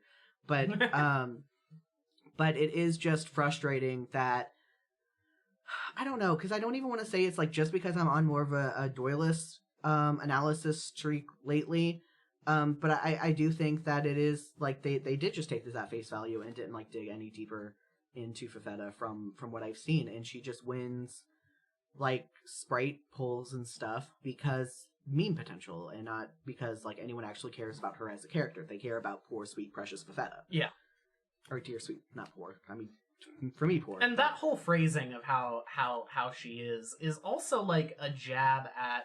Because, like, back in the day, right? Like, those characters also got bastardized to hell and back when, like, in the way that fans thought about and treated them. Yeah. Right? Like, Nepeta, right, is like an absolute feral cat girl, like, lives in the cave, eats bugs in the woods type of person. Yeah. And, like, all of the fandom just treated her as, like, you know, the cute cat girl girlfriend that you want. Right. Yeah. And, like, she's very much not that. She's like Vincent. She's the bastard cat. Vincent is my cat. Vincent's my cat. Yeah. Nepeta was the cat girlfriend that I want. And so, like, the whole, like, Dear Sweet Precious is, like, making fun of the way that the fandom treats those two as just, like, oh, the sweet girls, when neither of them are that. Right. Right? Yeah. Can someone read what's on screen? Because I have to turn away from the mic to do that. Oh, yeah. I used to be terrified of Vriska growing up. Like, I used to not be able to see or hear anything about her. It was bad. I mean, that's fair. Vriska's Vriska. Like, I loved Vriska. I have no idea why. Because, like, normally, knowing who I was at that time, I have no idea why I liked Vriska. But I always did. Yeah, I definitely understand when people, like, aren't into Vriska or, like, you know, don't like to see anything about Vriska for various reasons. Yeah, no, I like Vriska, though. I just get why people You know, don't. She was made to not be liked and to be liked. Yeah. You know, we've done favorites for pretty much every category thus far. Like, We've done favorites for like, Beta Kids, Yeah. Guardians, and Sprites. Trolls? Trolls? This is so hard for me. I think Kanaya has to be my favorite. Because, like, she was my favorite character before Dirk was. Uh-huh. Like, she was my icon. I got back into drawing, just drawing Kanaya over and over and over and over again. I don't really relate to her. I really relate to her in some way, but she is so much more of a nurturing person. Yeah. I would not care about the survival of my species. In that sort of, like, you know, duty sense. There's just a lot about Kanaya's theming that I don't personally vibe with, but I love Kanaya so much. What about you? God, it's been so long since I've, like, really cared about the majority of the trolls. Rude. Yeah, I know.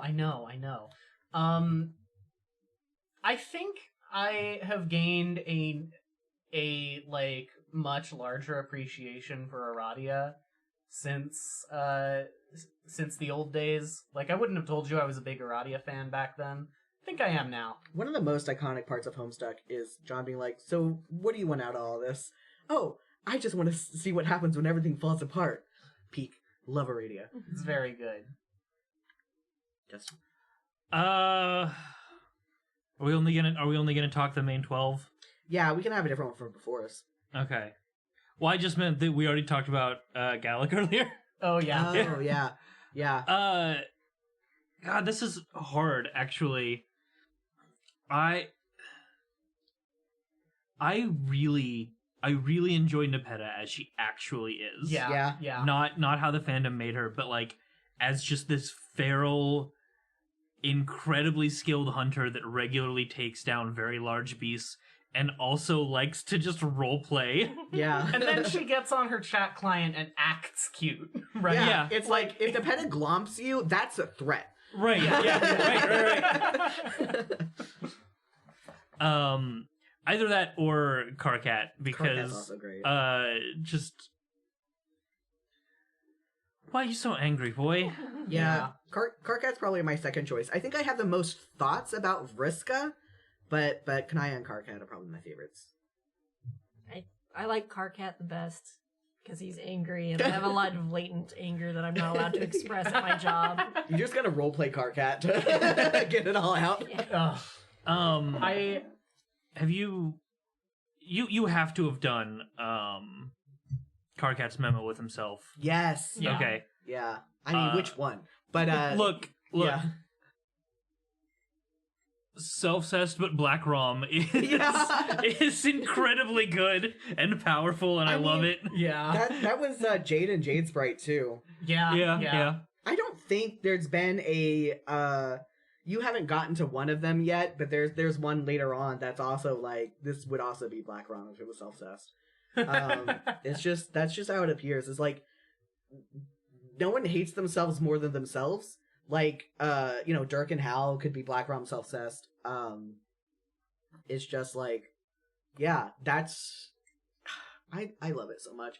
But, like, Karkat's the only one where it's literally himself. The version of himself just in the, like, 5 minutes ago or 5 minutes in the future. Everyone else has, like, some sort of, like, doomed timeline or brain copy or something, right? There's things that make us different people. With Karkat, no. It's literally just him. I only changed the text color in that 5 minutes. Like, that's a different person. Yeah. I did love that because that was a reference to Hal changing the... I forget if it was Hal referencing Karkat or Karkat referencing Hal. It's like if two people are going to talk to the same color, one has to change to red. That is a rule that everyone should have. Before we get off of the subject of trolls, I do also... Package has arrived for me. Okay. Oh my gosh. I do also want to say... I honorary mention to Feferi as someone that people should like get a better understanding of. Yes. Like I know we've talked about how the fandom kind of bastardized her in the same way as Nepeta, but like also a character who is like very deeply interesting if you consider the implications of the things that are said about her. Right, and she is the reason dream bubbles exist. Like, that she too. got the horror terrors to make the dream bubbles, but because Aradia kind of shepherds people through them, she's kind of considered the dream bubble person. But yeah, people don't think about that as much. And I feel so bad for the person who did the Pester Quest route for Feferi, because I know he loved Feferi so much. But his route also did not actually deal with Feferi. Yeah.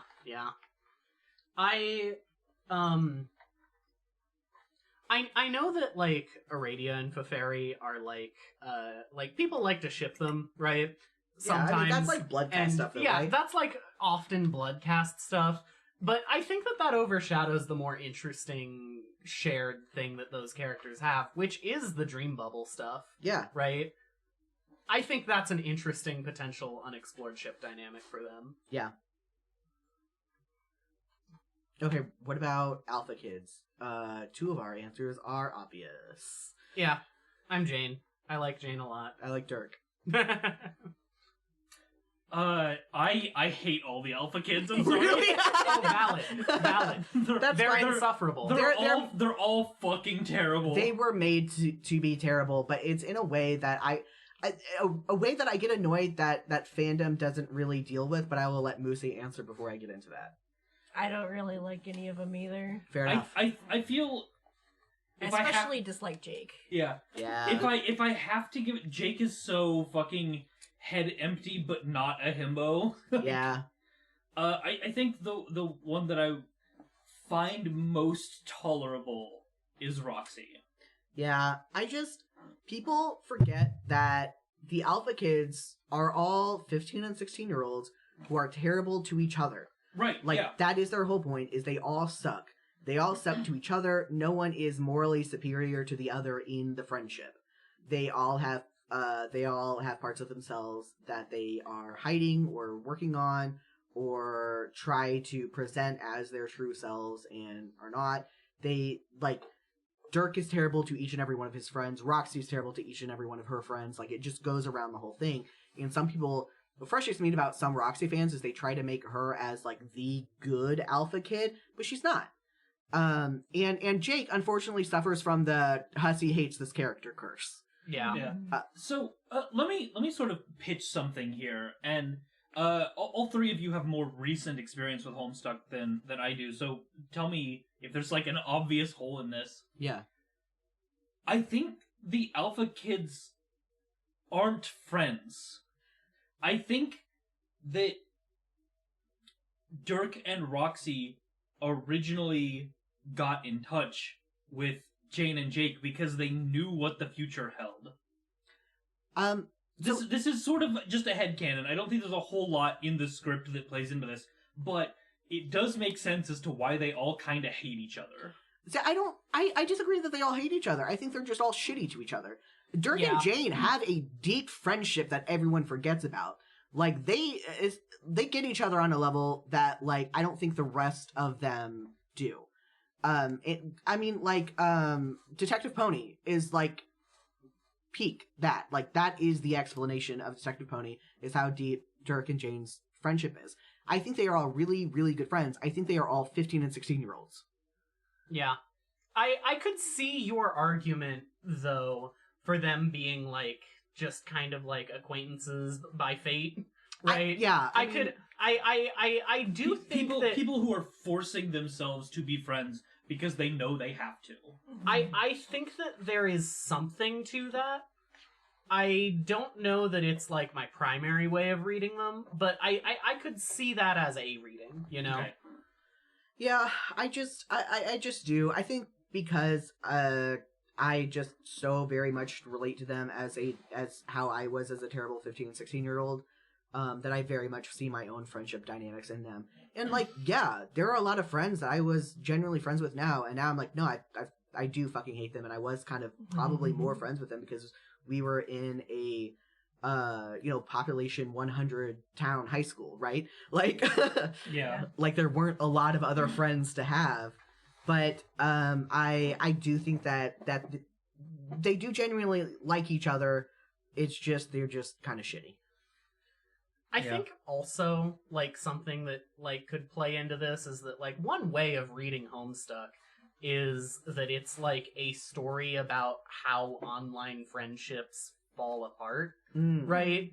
Like, every group of characters starts out as this, like, general group of online friends. Maybe not everybody in the group is, like, equally close, right? But you've got this, like, kind of friendship web that connects all of the trolls, and, like, all the beta kids are friends, and all the alpha kids start off as, like, kind of a loosely connected web of, like, online friends that are, like, you know, they're close, and they all know each other, and they all have relationships, but maybe are kind of forcing it, if you want to read it that way. And, like, all of these groups kind of, like, you know, they get distance over the course of the comic. Sorry, I'm having war flashbacks to post-canon. Yeah. And I'm trying not to, make that be a post-canon reading. You can include it in your post-canon readings, for sure. But, like... No, sorry. I definitely get that. And I think, like, we see that really obviously with Karkat. Karkat is the one who most blatantly expresses his anxiety about staying friends with people. Yeah. We do get a bit of that from Dave when he's talking to himself. And even when he's talking to Jade, Grimbark Jade. But, that's a really good reading of it. I don't, like, love it because, like, I am invested in all of the relationships in Homestuck, right? Yeah. And, like, I you know, without getting into ending of Homestuck stuff. Yeah. Right? I think that it is possible to still read the ending with, like, many of these people are still very close, right? I don't think you have to read Homestuck as everybody falls apart at the end. No, for sure.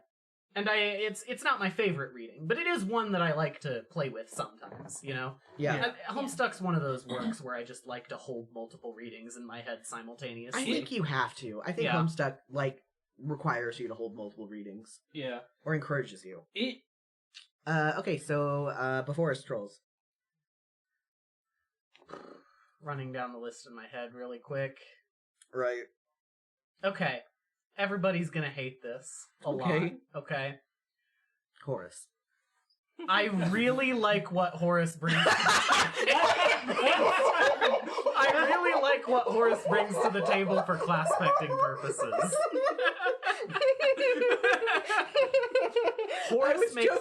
Horace makes the voice... No. He single-handedly makes the void aspect interesting. See, I do like Horace a little bit more just because, like, one day I was scrolling through a bunch of Homestuck fics and I found a Roxy Horace ship fic, and it was you know they just did it because it's void shipping. But it did make me appreciate Horace a little bit more. Yeah, I think when Horace is talking about and relating to his aspect, he's great. I think any other time, he's a struggle, but I like him. A struggle, sure. Yeah. I don't know. I don't dislike him that much. He just, yeah, that is very funny that I like made a joke answer. And I'm like, who was the person who everyone would hate the most that you said? Yeah, and you were correct. Justin? Look, I don't think I really like any of the Dancestors. I definitely relate most with Circuit. Yeah. Because I will pay you $30 if you listen to me talk about Digimon for an hour. Yeah. You don't need to pay me. You can just do that. Yeah. You can just hit me up and talk about Digimon. Extremely good. I already learned 4 beta kids, 4 alpha kids, and 12 beta trolls. I don't really remember any of the Yeah. alpha trolls. Valid. Yeah, that's absolutely fair. They are pretty forgettable. Yeah. Yeah, pretty much only like 2 matter. 2.5. Yeah. Because technically Krillose matters, but barely shows up. Does not have enough personality. Does he matter? He matters plot-wise. Does he? Yeah, because he is instrumental to getting some of the pieces of the outfit for both Gamzee and the coat. Is getting Gamzee's Not God just tier Gamzee, outfit? but like the Cairo overcoat. What? He gets Vriska's jacket for the Cairo overcoat. I get. Okay. Yeah, sure. I guess I'll accept that. Yeah. I assume he's doing more shit that we just don't see, but it is primarily Gamzee doing all of it. But yeah. My favorite is very hard because I mean, I also really like Arania, Circuit. She is quite the mood. I love Vriska corrupting her. It's so funny. I love that I've added a new pronunciation to the list of pronunciations you make when you do her. Yeah, it's just so hard because I just want to say Arania, but after our like huge confusion with Arania at the same time, it's... This is why I just said Circuit. Yeah, I figured. But being with friends with that one person did make me appreciate Cronus more. And I've also done some role plays that make me appreciate Cronus more. And then Rufio's just hot. I objectify Rufio. As you should. As unfortunately is common for him to the point that he really likes Mina because she doesn't. Yeah. So I'm sorry. Okay, now who's everybody's favorite ancestor troll? Yeah, I was about to say, it's like God. And then who's everybody's favorite ancestor trolls that we never hear about ever? Except for we hear about Alpha Feferi. Yeah. Sort of. For like half a second. I know that everybody...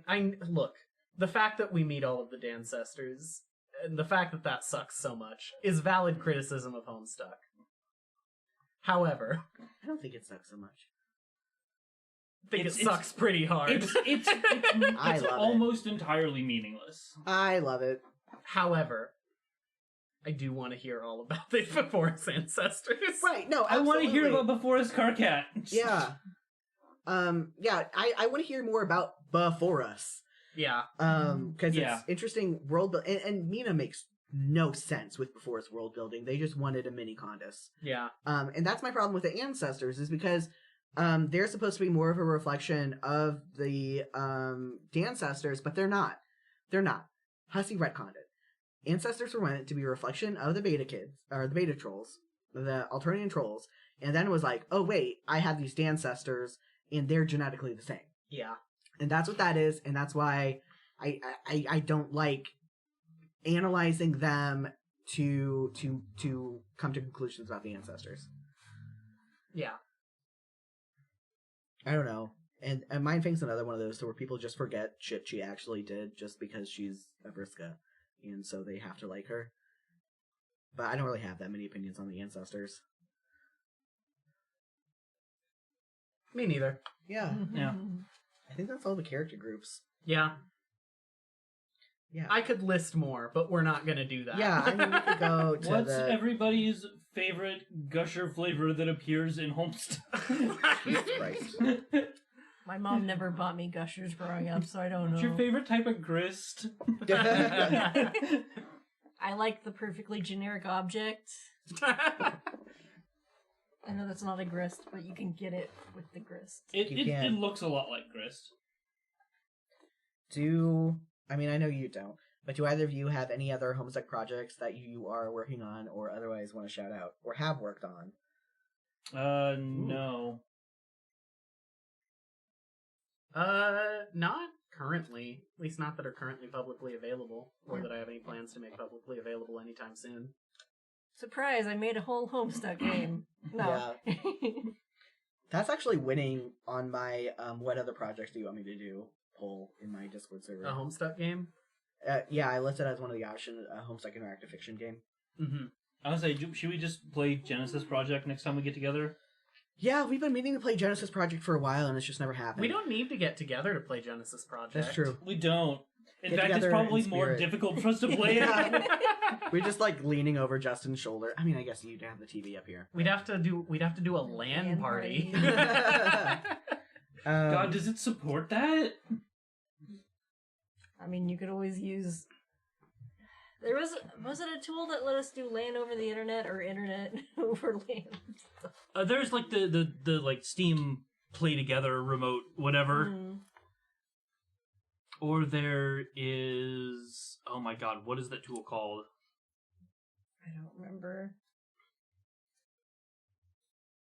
I don't remember. I think either. it was the opposite way of what we need, though. The LAN over the internet Yeah. for, like, doing LAN parties, but over the internet. Yeah. No, there was something that a friend and I used, so we played One Step from Eden together, because that's only local co-op. Oh, yeah. Yeah. No, I know the service you're talking about, but I cannot remember the name. I It's haven't what- needed it it's- since, like, 2008. It's what the fucking McElroys are using to do the one controller, three people thing. Is One Step from Eden co-op fun? I mean, I only played it for an hour or so, but I enjoyed it, yeah. We should look into doing that sometime. Okay, alright.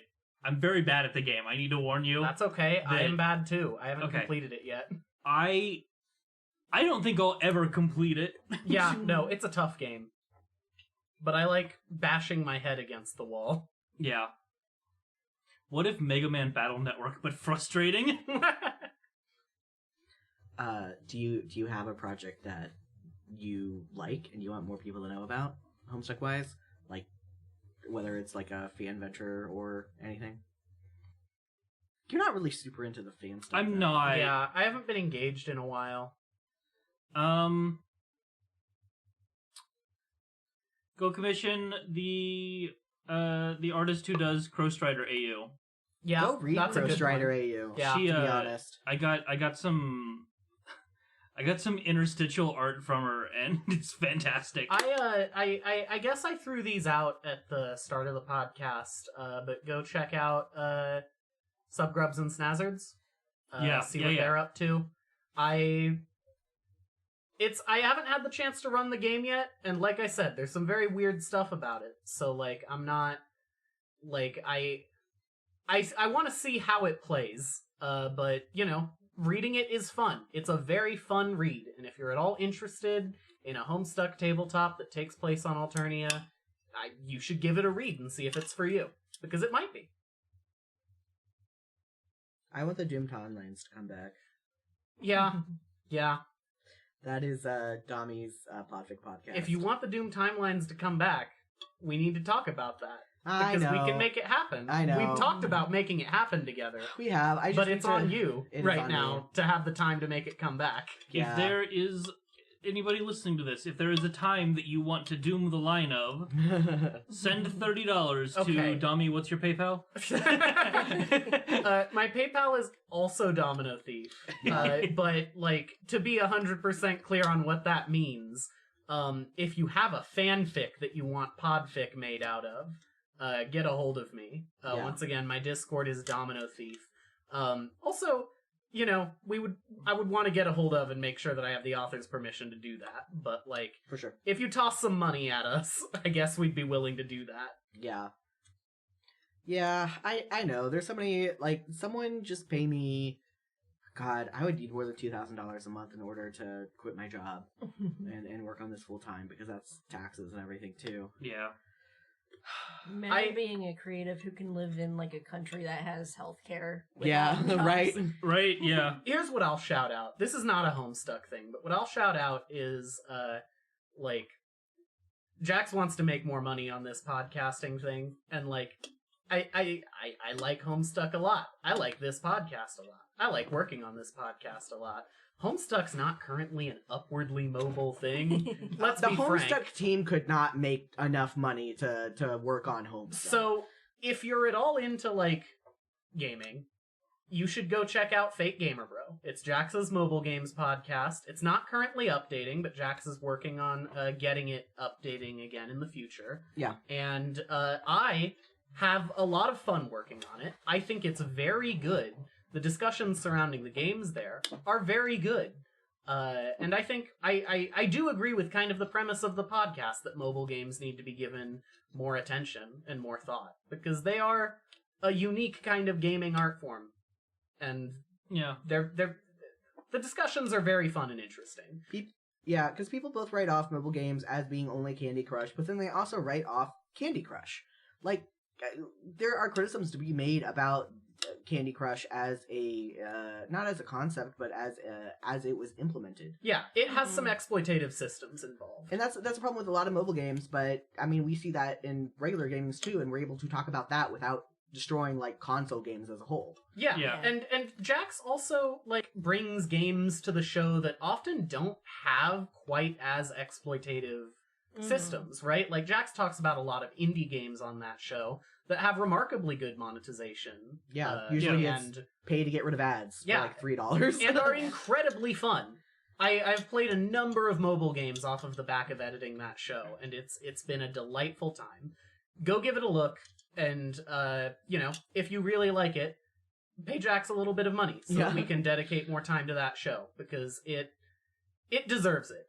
Yeah. And I think that that's the path forward for Jax. There's also another podcast that I don't want to jinx by saying it's definitely going to come out, so you're not hearing any more details, except for that. There was a podcast that we almost made last year, and then there was a recording issue that made me angry, and I spiritually destroyed my Let's try computer. next weekend, and then we didn't. yeah. So there's a thing that me and Moosie wanna make, and we're hopefully going to actually do it.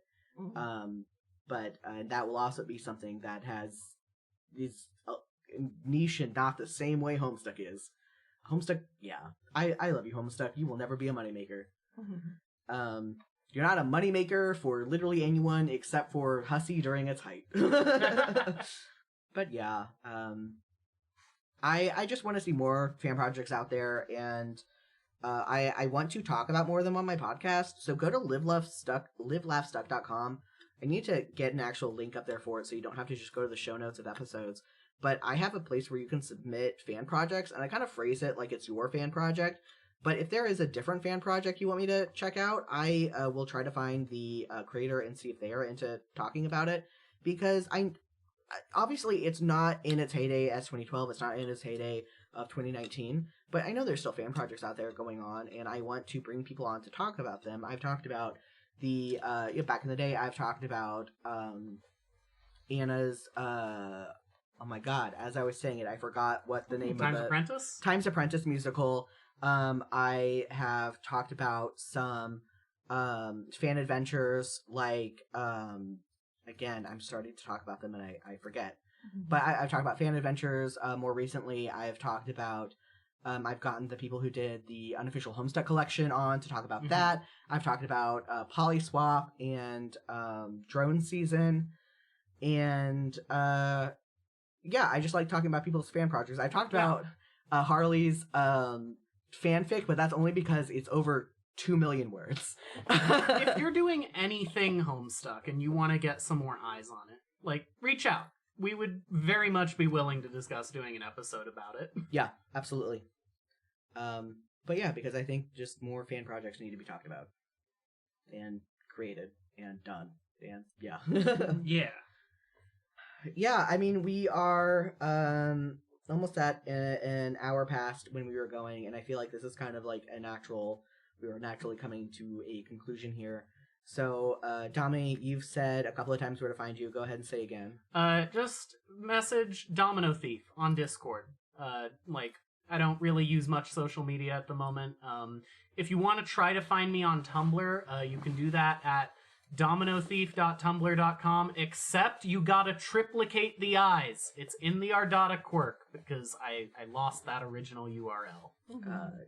So it's DOMIIINOTHEIIF.